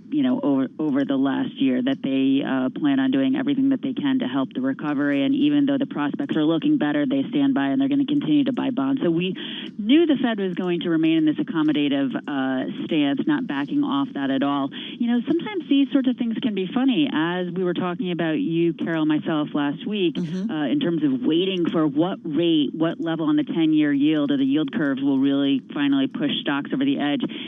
Sometimes it doesn't happen in a moment. It's a process. And so, 1.3% was tested, 1.35, a little bit higher. It seems as though that's acceptable. So it's a little, 2 steps forward, 1 step back type of a process. And I think that just sort of in the middle of the day, investors decided to tiptoe back in, some more buying the dip, thinking, this level isn't the one that's going to cause the real repricing of risk. Well, and what's interesting too, right? Whenever we can't look at one asset class, in a vacuum, right? And it's bond yields versus what the S&P 500 yields. I mean, this is how we have to look at things. Yes, absolutely. And it's funny because we go into these time periods where we're looking at generally 2 asset classes. So in this case, to your point, stocks versus bond yields. At other times, it's been oil versus stocks or the dollar versus stocks. But right now, this is the one, and most specifically, the 10-year yield. So the question still remains, what level on the 10-year yield will cause a sustained pullback? Now, the 5 down days felt like a sustained pullback, but it was only a little bit more than 1%. So it's probably going to be somewhat higher, a level that folks decide that they can't tolerate, that it resembles more inflation as opposed to healthy reflation. All right, I got to ask bond yields. I ask you every, it's been the story this week and last week too, Abigail. Yield on the 10-year, what's it telling us? It is at 1.36%, which sounds high relative to the last year because, of course, last year at one point we were below 50 bips. However, relative to actual historic levels, it's so low. Can you believe we're talking about 1.35% as high on the 10-year yield? I mean, it is. It's ask those funny, people right? who were paying mortgage rates of 17% way back when. Exactly. For a little perspective. Yeah, so in terms of valuation and questions of capital structure, this actually seems relatively cheap. But relative to the last year and everything under the microscope, I don't know, maybe 1.5% or 2% will cause ripples. Abigail, thank you so much. Let's get right to our Bloomberg Stocks editor, Dave Wilson, with his stock of the day. Hey, Dave, what do you got? Unisys, a technology services provider, been around in one form or another since the 1800s, though it's actually the product of a merger from 35 years ago. The ticker is UIS. Now, Unisys had its heyday in 1987, again 1999. The shares have really languished for the past decade, though they did reach a 6-year high yesterday before Unisys put out fourth quarter results. Now, earnings and revenue at Unisys beat last quarter's analyst average estimates in a Bloomberg survey, yet the outlook wasn't so encouraging. Unisys said on a conference call that sales will rise no more than 2% this year, even with growing demand for its cloud computing software. Analysts expected a 5% increase on average. The disappointing forecast sent Unisys shares falling as much as 20% in today's trading. They closed with a loss of 9.7%, still the biggest since last April. That's a big hurt, and certainly I can see why it came up on your radar. Hey, Dave, thank you so much. Thanks for the squeeze. Really appreciate it. Dave Wilson with his stock of the day. All right, over to World and National News. Over to Nancy Lyons. Hey, Nance. Hey, Carol. Golf legend Tiger Woods is in surgery after rolling his car off a road in Los Angeles County. The LA Times reports he crossed the center divider and rolled several times. Rescuers found him pinned inside. They had to use the jaws of life to pull him out. The 45-year-old is said to have moderate to critical injuries, mostly to his legs. Fellow golfer Justin Thomas became emotional on the news. I'm sick to my stomach. It hurts to see one of now my closest friends, get in an accident. And, man, I just hope he's all right. LeBron James and Alex Rodriguez are both tweeting their prayers.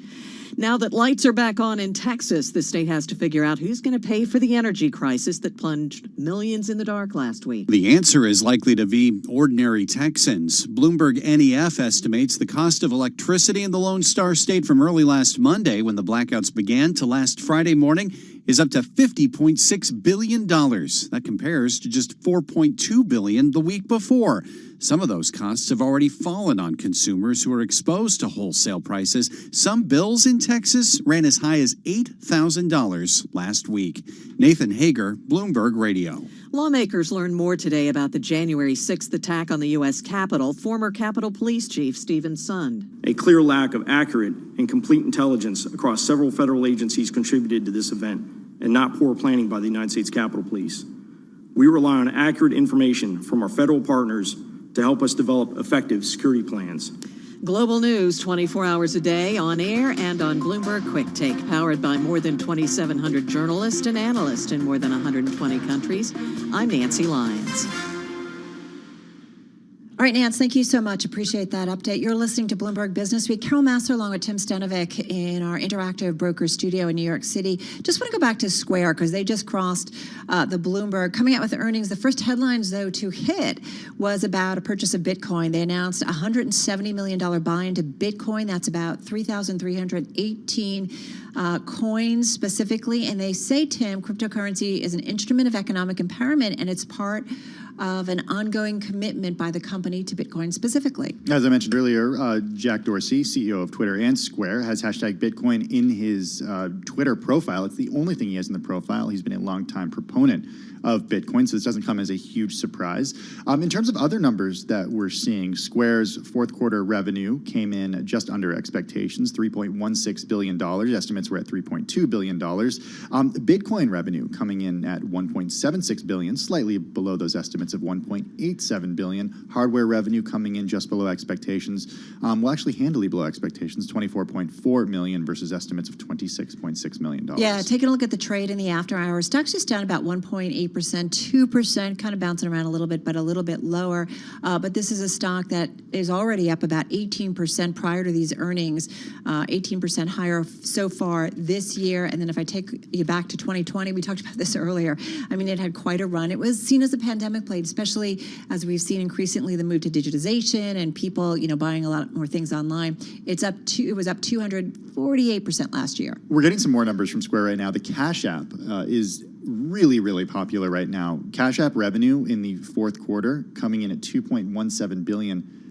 That's up from just $361 million year over year. So huge growth for the Cash App. Listen, it's a great company to get an idea of what's going on in the economy. So we'll look for, more indications of what they see in terms of the outlook, specifically when it comes to what kind of environment they see, economic and market environment. So it's one of those names we will certainly be watching into the Wednesday trade. Again, that stock, as we mentioned, moving in the after hours, they're just a tad lower, down about 1.8%. This is Bloomberg.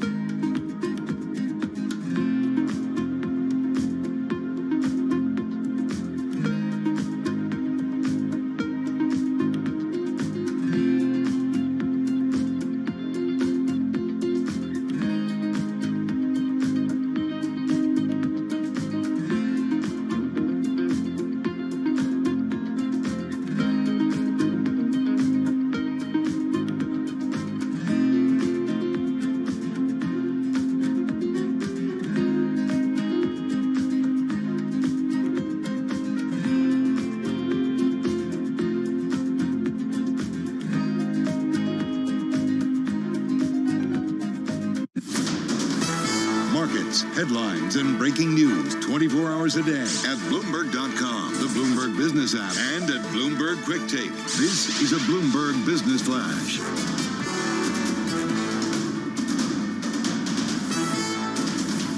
From Bloomberg World Headquarters, I'm Charlie Pellet. Square shares trading lower after hours, down now by 3%. Square, as it reported earnings, said it reported bought 3,300 bitcoins at an aggregate purchase price of about $170 million.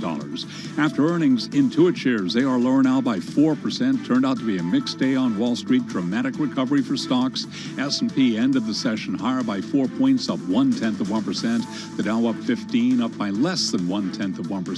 Nasdaq down 67, a drop there of just about 0.5%. That after reassurances, the rebound from Fed Chair Jay Powell. I'm Charlie Pellet. That's a Bloomberg Business Flash. And we want to welcome everyone who's joining us on Bloomberg TV. You are listening and watching Bloomberg Business Week. Carol Master along with Tim Stanovic, a guest. Okay, guys, I need to cancel this order. As you can see, it moved different directions, so I will not hold it, keep it on overnight. So I will cancel it, and let's wait and see what's next going to bring us. Maybe another pair, or maybe tomorrow. Today probably almost. In about half an hour, the banks will try to reallocate their assets. So let's see what's going to happen tomorrow. So the order was cancelled. So all of you who wanted to sell short, you need to cancel this order as well. And let's see, let's wait for next time. Cyclicals and value stocks have started to outperform the broad-based market indices. And the surprise to us is that we and our innovation strategies at ARK outperformed as well. That's very unusual. So the way I have interpreted that is that the market is broadening out. The bull market is broadening out, which is a very healthy development. I think what we've seen in the last few days, the correction in technology, is perhaps, rotational. Again, value. Given how many years value has underperformed, there could be a bit of rotation back into value.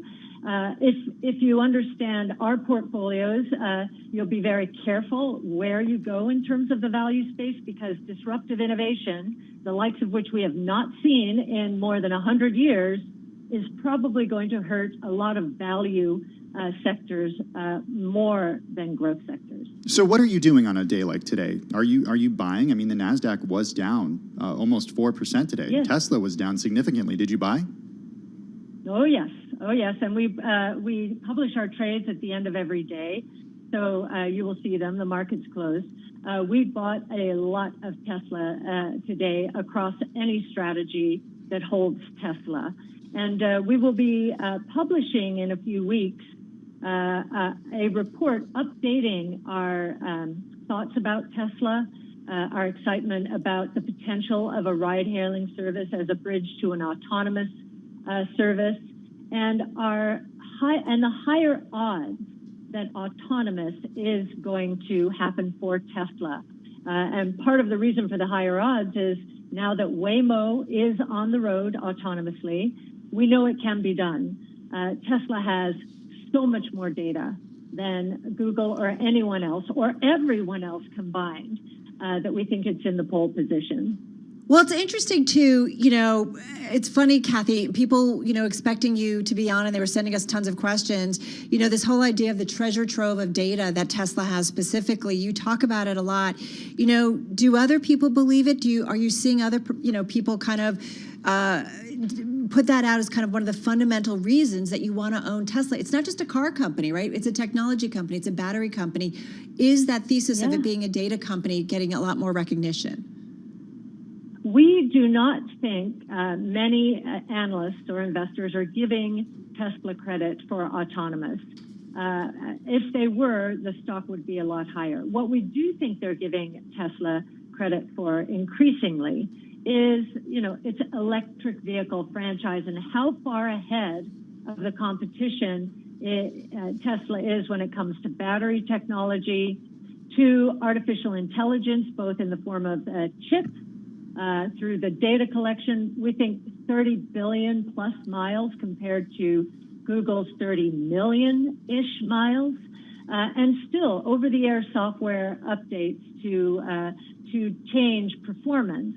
It's remarkable that more are not on board, even the last one yet.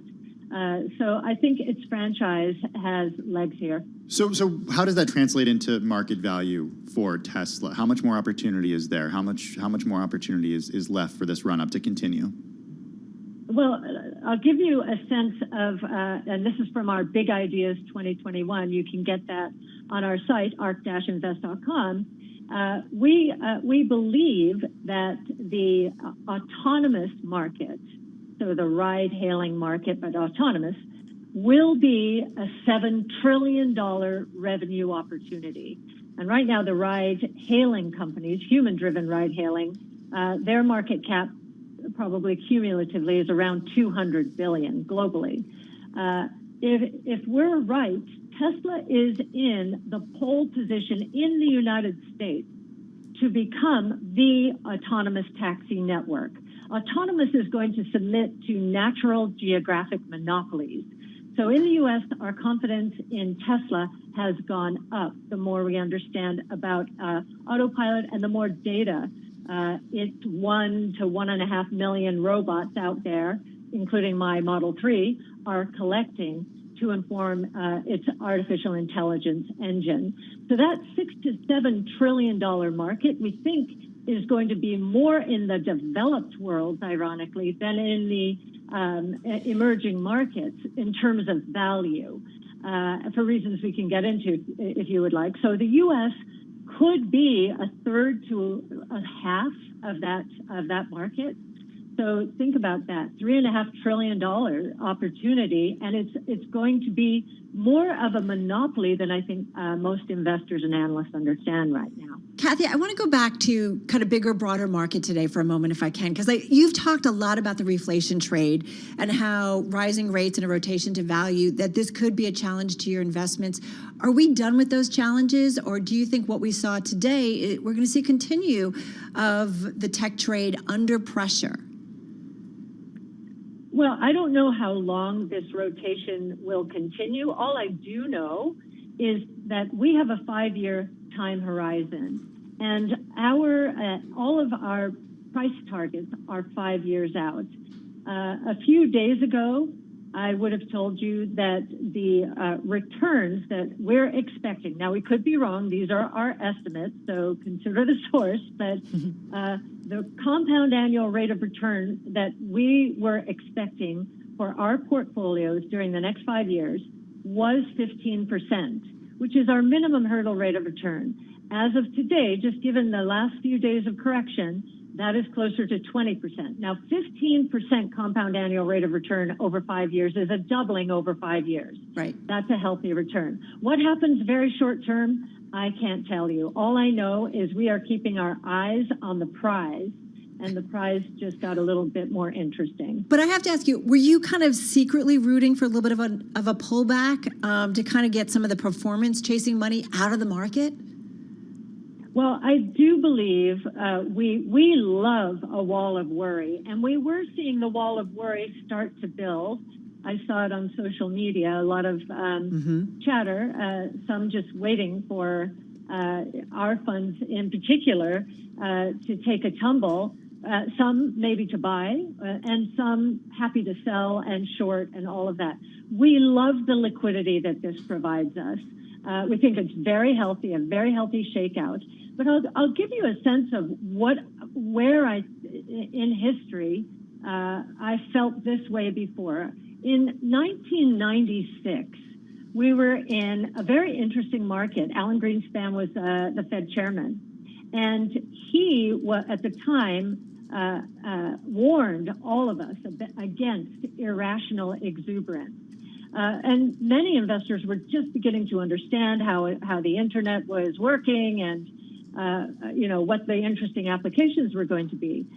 We had another 4 years of a move, which when you think about that time, that move was too much capital chasing too few stocks too quickly. The technologies weren't ready. The costs were way too high for most of what we're seeing today. But all the seeds for what we're investing in were planted back then. So we've had 15 to 20 to 25 years of gestation of these seeds, and now they're starting to flourish, and we are ready from a technology point of view and from a cost point of view. That's so important to see that electric vehicle costs come down so that by this time, maybe in a year or two, the sticker price of the average electric vehicle will be below that of the average gas-powered vehicle.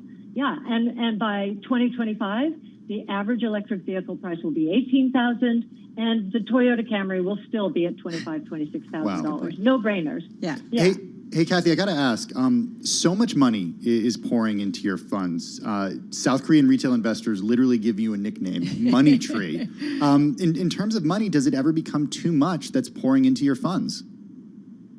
Well, what I've always said when we've been asked the capacity question is that if we are right, and the 5 platforms that involve 14 different technologies are ready for prime time, if not already in the sweet spot of their S-curve, then our capacity should grow exponentially with those platforms. Now, what happened to us in the last year was not exponential, but parabolic growth in terms of the flows. And it's been very gratifying, and we're so happy that more and more investors are diversifying into innovation. They need to hedge against all of the value traps that innovation is going to create. But we do believe that given the swoosh we had this year, we will need a little time to have the capacity come our way. How is it coming our way? Well, you see, because of the performance of stocks like those in our portfolios, we're seeing a significant number of IPOs, secondaries. There's the SPAC revolution. And if you think about what happened even last year, so our flagship fund was up around 150%. That meant that our capacity went up 150%. If you look at our performance since for the past 5 years, our performance of the flagship fund is up 1,000%. So that means our capacity is up 1,000%. And if we're right and we're still on these exponential growth trajectories, we should continue to find good capacity going forward. So I'm also curious about, some of the positions you have, and I'm sure you've been asked about this before, Kathy, but, I'm just looking at some of our research that you guys are already a 10% holder in, I think, more than 20 companies and a 20% holder in 3. And forgive me if my math's a little bit off. But, do you get nervous about that level of concentration? I mean, some investment managers would say so. How do you feel about that? Yes, well, we've put in risk controls to prevent, again, some of that happened because of the swoosh. Right, fair enough. We put in risk controls so that, so that we will not be considered, quote unquote, an affiliate of any of these companies. That's, I think, what we want to be on the right side of regulation. And so you will see fewer and fewer names over 15%, let's say, going forward, especially as many of our companies are issuing, are doing secondaries, importantly. And the reason they need to do them is often in the world of disruptive innovation, and particularly because of artificial intelligence. The companies that invest the most aggressively today are going to have a higher probability of winning winner-take-most markets, like I just described, autonomous taxi networks. And so they have to fund. Last quarter, Tesla did another $5 billion in equities. And so, again, bringing more capacity. It is doing so well, though, that we think it will not have to do much more in the form of equity or fixed income funding in the future. Hey, Kathy, one story we saw play out in 2020 was the so-called Robinhood revolution, the rise of the retail trader. What do you think of young people getting involved in the market right now? What do you think of the access that they have on an app like Robinhood that makes it really easy and frictionless to buy, sell, and trade? You know what? I think it's wonderful. Many people worried about, especially during the GameStop controversy, worried, was the little guy going to get hurt? If a person doesn't know enough about options or equities at all and is just following the crowd, it wasn't going to take long for them to learn a very important lesson. And so I think many have learned very important lessons. What is happening now, I think, is delightful for a couple of reasons.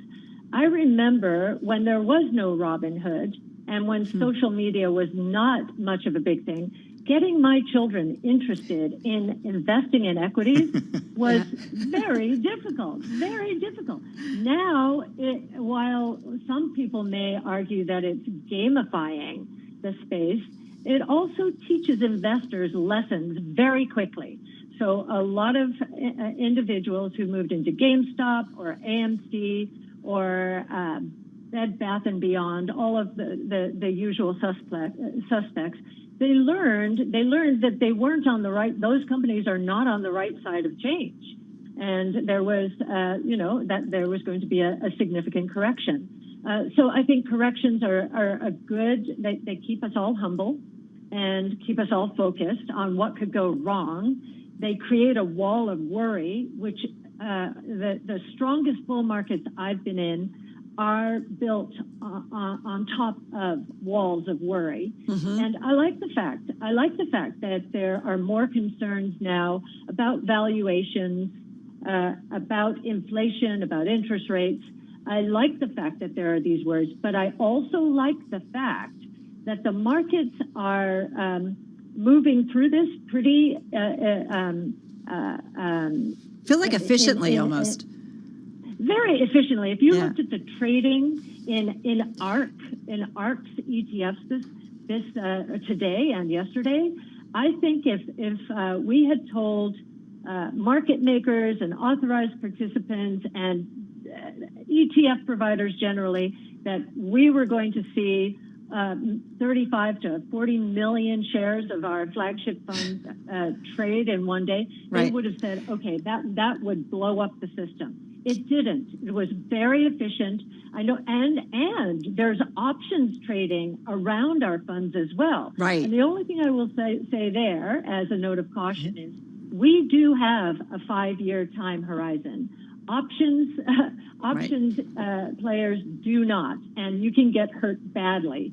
Especially given our time horizon. Which is great for the retail investors. We only have a few minutes left, so I'm going to kind of do a little rapid fire with you and go through some things. There is a question coming in from Twitter who says, how does Kathy quantify risk in emerging tech and differentiate them from the rockets that just take off? Just quickly, your thoughts on that. How do you do that? Yeah. Well, we use Wright's Law. We center our research on something called Wright's Law, which says for every cumulative doubling in the number of units produced, costs decline at a consistent rate.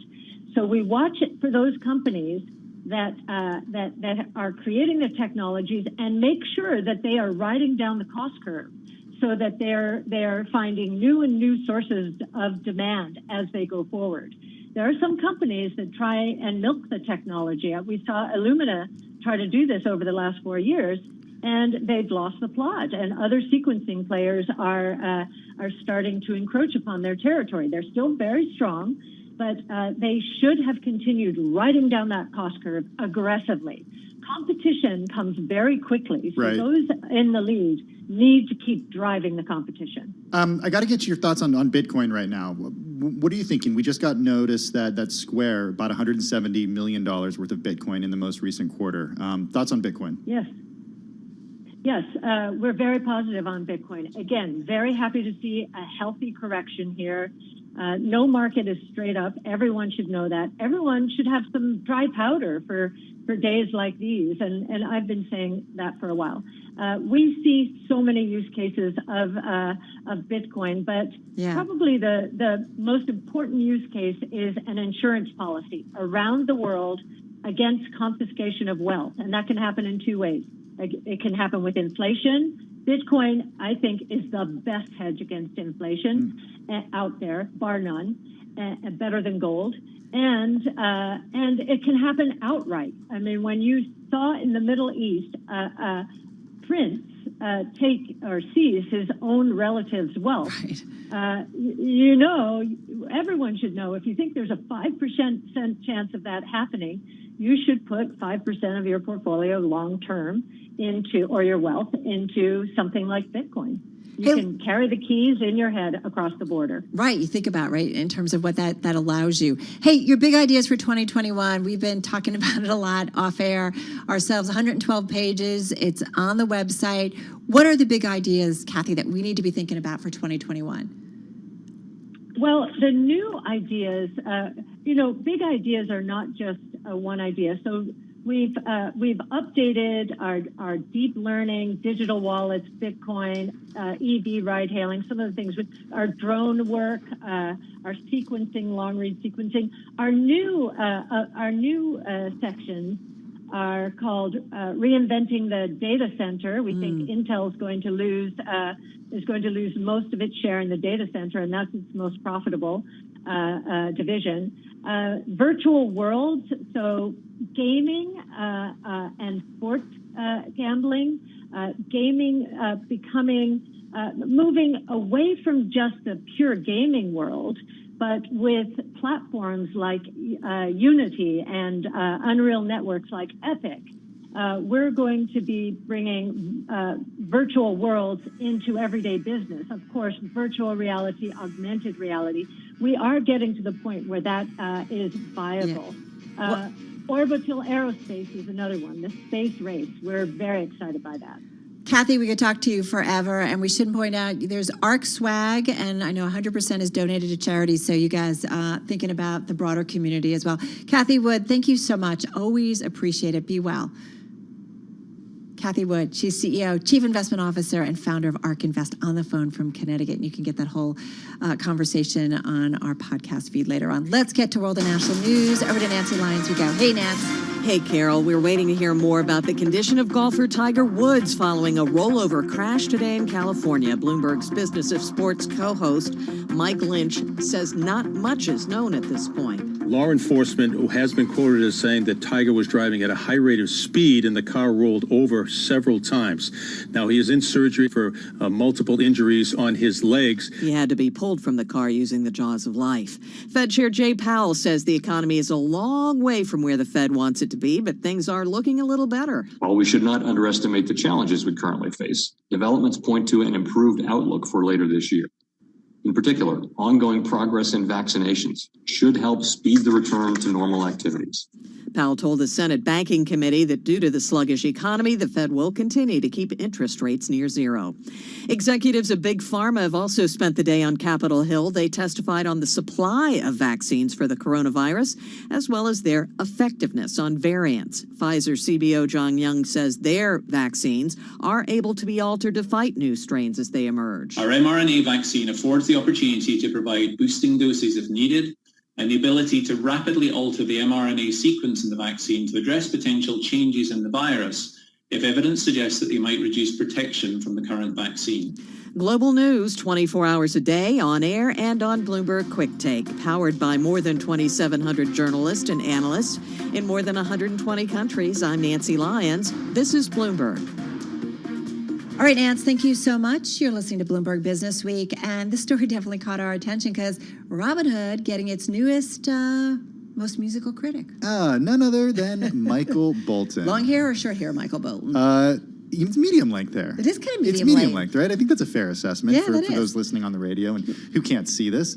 So this is I can't get over this. This is the sign of a good ad campaign. So this is a video promotion for public.com. This is a Robinhood rival, a Robinhood competitor. We've interviewed him on Quick Take before, and they just raised a huge round of funding, valuing them at more than $1 billion. Bolton says, quote, the site is superior because, quote, they don't sell your trades to third parties. He's talking payment for order flow here, and it's something that public.com did up until very recently.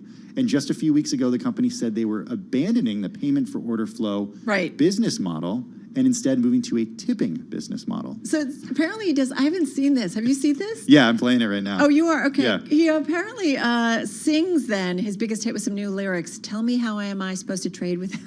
Do you know how to sing this? I'm not going to do that on the radio, Carol. 2 minutes and 20 seconds. It's been on my Twitter feed all day because it's like a promoted tweet that just kept coming up over and over again. What's the beat? Do you know the beat? Come on. Oh, Carol, this is like, we're going to bring the music in, I guess. Charlie, you have some music for us? I do. Michael Bolton, and this is right from the commercial. Tell me how am I supposed to trade without you? Charlie to the There rescue. you go. That's it. Everybody knows Michael Bolton. We're going to slow it down for you, everybody.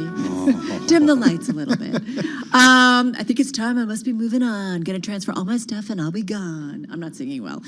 Charlie, thank you for that. That is clever marketing. It is, and the app has a real close relationship with a lot of celebrities. Tony Hawk, for example, is on the platform, and you can follow him. He's an investor in the platform. You can follow other celebrities. It's this like sort of social network meets Robin Hood type of thing, and they're trying to be different. Would have been a great Super Bowl commercial. Yeah, expensive though. 2 minutes and 20 seconds. That's true. All right, you're listening to Bloomberg.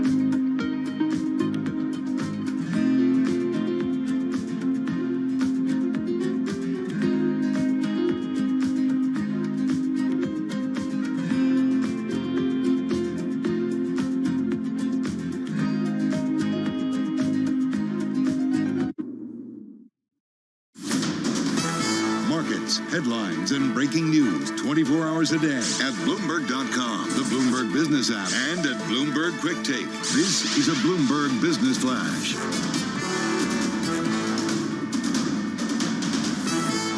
Bloomberg World Headquarters, I'm Charlie Pellet. We begin with a headline from the Bloomberg Professional Service. GameStop says Chief Financial Officer Jim Bell will resign from the company. Turned out to be a mixed day on Wall Street. Big recovery for U.S. stocks after Fed Chair Jay Powell reassured Wall Street. S&P ended the day with a gain of 4 points, up by about 0.1%. At the worst level, the S&P had been down 70, lower by 1.8%. NASDAQ, which had been down 529 points, ended the day with a loss of 67, lower by 0.5%. The Dow up 15, higher by about 0.1%. 10-year yield 1.34% now. Gold down 0.2%, 18.05 the ounce. And West Texas Intermediate crude down 0.7%, 61.28 a barrel. So again, recapping, S&P up 4 today. Big turnaround, up 0.1%. I'm Charlie Pellet. That is a Bloomberg Business Flash. All right, Charlie, thank you so much. So over the summer, Tim, there was a Bloomberg Business Week story and it highlighted how amid the worst job market in decades in parts of the country, business formation was rebounding quickly. I mean, Americans were rushing to start businesses. It's incredible. You know, you often hear at times of crisis, that's what happens. Right. And our next guest really understands the entrepreneurial world. Let's bring in Charlene Walters, entrepreneurship and branding mentor, author, blogger. She's got a book out, Launch Your Inner Entrepreneur, 10 Mindset Shifts for Women to Take Action, Unleash Creativity, and Achieve Financial Success. She joins us on the phone in Charlotte, North Carolina. And Charlene, great to have you here with Tim and myself. How are you? Thank you so much for having me on, Carol and Tim. I am doing great. It's very exciting. Today is launch day of my book. Well, tell us about the book. And, well, actually, let's take a step back, your personal story and how that has kind of shaped your thinking when it comes to folks who want to start businesses and advice for them. Definitely. So I have a background in higher ed and marketing, and I really enjoy developing curriculum. And I developed a digital entrepreneurship MBA program and fell in love with entrepreneurship, worked with many entrepreneurs to help launch their businesses. I also started doing some mentoring on Entrepreneur Magazine and just really got inspired by this space. And as a woman, I am a single mom. My husband passed away unexpectedly when my children were small, and I became the primary breadwinner for our family. So I feel really passionate about helping women out there, particularly those who are starting businesses and want to kind of take control of their lives and their earnings and do better for their families.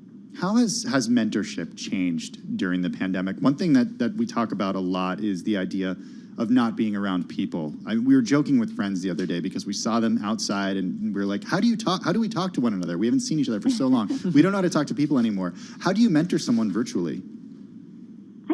Great to mentor someone virtually. It's lonely to be an entrepreneur anyways, but particularly now with the pandemic. So we jump on a video call, we talk. I find that many entrepreneurs just really need help with streamlining their goals and making those action plans and micro steps to make them happen. And if you're all by yourself, particularly as a solopreneur, you are kind of just stuck in your own head and you kind of get overwhelmed easily. So it's wonderful to have a mentor to bounce ideas off of. Why is it different for men versus women? I almost felt bad for Tim because it's like this book is specifically, you know, as you say, 10 mindset shifts for women to take action. Why is it? Because I sometimes have a hard time on how we segregate the world between men, women, or backgrounds, ethnic backgrounds. So what is it that's different when it comes to a woman entrepreneur, beyond trying to find money, because that's always tough, versus a man who's starting a business? Yeah, there are a lot of similarities, and a lot of the mindset shifts that I talk about in the book are things that both men and women need to work on as business owners, but they tend to be more prevalent issues for women. For example, you've heard, I'm sure, of the confidence gap between men and women, where women have a little bit of a deficit when it comes to putting themselves in new situations. You've heard that famous study tossed around where women only apply when they have 100% of the qualifications for a position versus men who will apply when they're 60%. So it's supporting them in those areas that they might need a little more help. Another big one for women is balancing in work and life, because many times, and this is not to knock men out there because I know they're helping out too, but many times the greater burden for household responsibilities falls on women. So if they're juggling a business and they're juggling their families, they need a little more help organizing their time and taking care of themselves as well. We've seen that happen during COVID. I mean, all the research is showing us, and it's, I don't even have to look very far anecdotally to see that that's happening in my own home right now, just as a structure of the way that my family is working. Charlene, I'm wondering about where we are right now, and if you think that we're going to look back on this period where we've been in quarantine for a year, and we are going to see so many ideas emerge, so many business ideas emerge. Do you think there are a lot of entrepreneurs starting businesses right now? I absolutely do. And if we looked at what happened, 80% of those who left the workforce were women. We had 2.2 million women leave last year. So it's just tremendous. And I think if people are smart, and they are, many people want to launch businesses and haven't necessarily had the time. So a lot of people have now much more time on their hands, and they're putting that time to good use by researching, doing their planning, their business planning, surveying customers and potential customers, and really fine-tuning that target audience to see where they might address an unmet need or fill a hole in the market. So I think we'll definitely see a lot of new businesses emerge. And when it comes to money, because, I joked about it earlier. I mean, it is, we often hear this. I remember years ago talking to Tory Burch, who had created, a fund specifically to fund female entrepreneurs. And she was kind of surprised at just women who just weren't even approaching it or applying for it. What are we seeing in terms of funding, and what are your, helpful pieces of advice when it comes to something like that?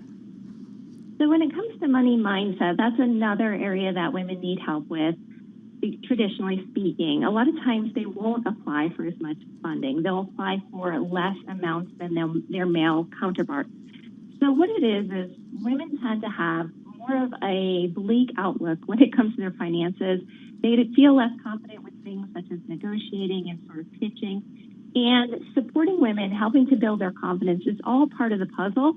And then just getting them more comfortable with budgeting and bootstrapping. When it comes to money mindset, a lot of it has to do with some financial baggage we're carrying around. Maybe our parents taught us that money was evil, or maybe we had a bad situation with credit card debt. So we got to learn to let that go and really just learn to love money and go after it. Yeah, that's a good piece of advice. We're going to leave it on that note. Charlene, good luck with the book, and great to check in with you. Charlene Walters, her book out, Launch Your Inner Entrepreneur, 10 Mindset Shifts for Women to Take Action, Unleash Creativity, and Achieve Financial Success. Coming up next, Sound On with Kevin Cirilli. And are you in your seat there, kiddo? I'm always ready for Carol Masser, and our producer just walked in. We just had a last-minute guest change. Which congressman do we have? I don't... Who? Jason Smith, congressman. Yeah, so he's on financial services, and so it'll be a good conversation. You talking Jay Powell? What are you talking today? We're going to talk Jay Powell. We're going to talk stimulus. Did you see this Romney bill that came out? Mitt Romney's pushing for a $10 minimum wage with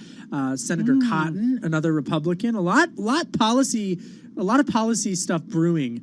Stuff, for lack of a better word. $10, not 15. Hey, Kevin, it's Tim. Hey, how are you, Tim? I'm doing well. Surprise. It's a beautiful day. The weather cleared up here in D.C., so I'm wishing for some sunny skies in New York. How cold? Is it cold, though? No. Oh, okay. I mean, I'm trying to go on a run after I get off air. All right, send this good weather our way.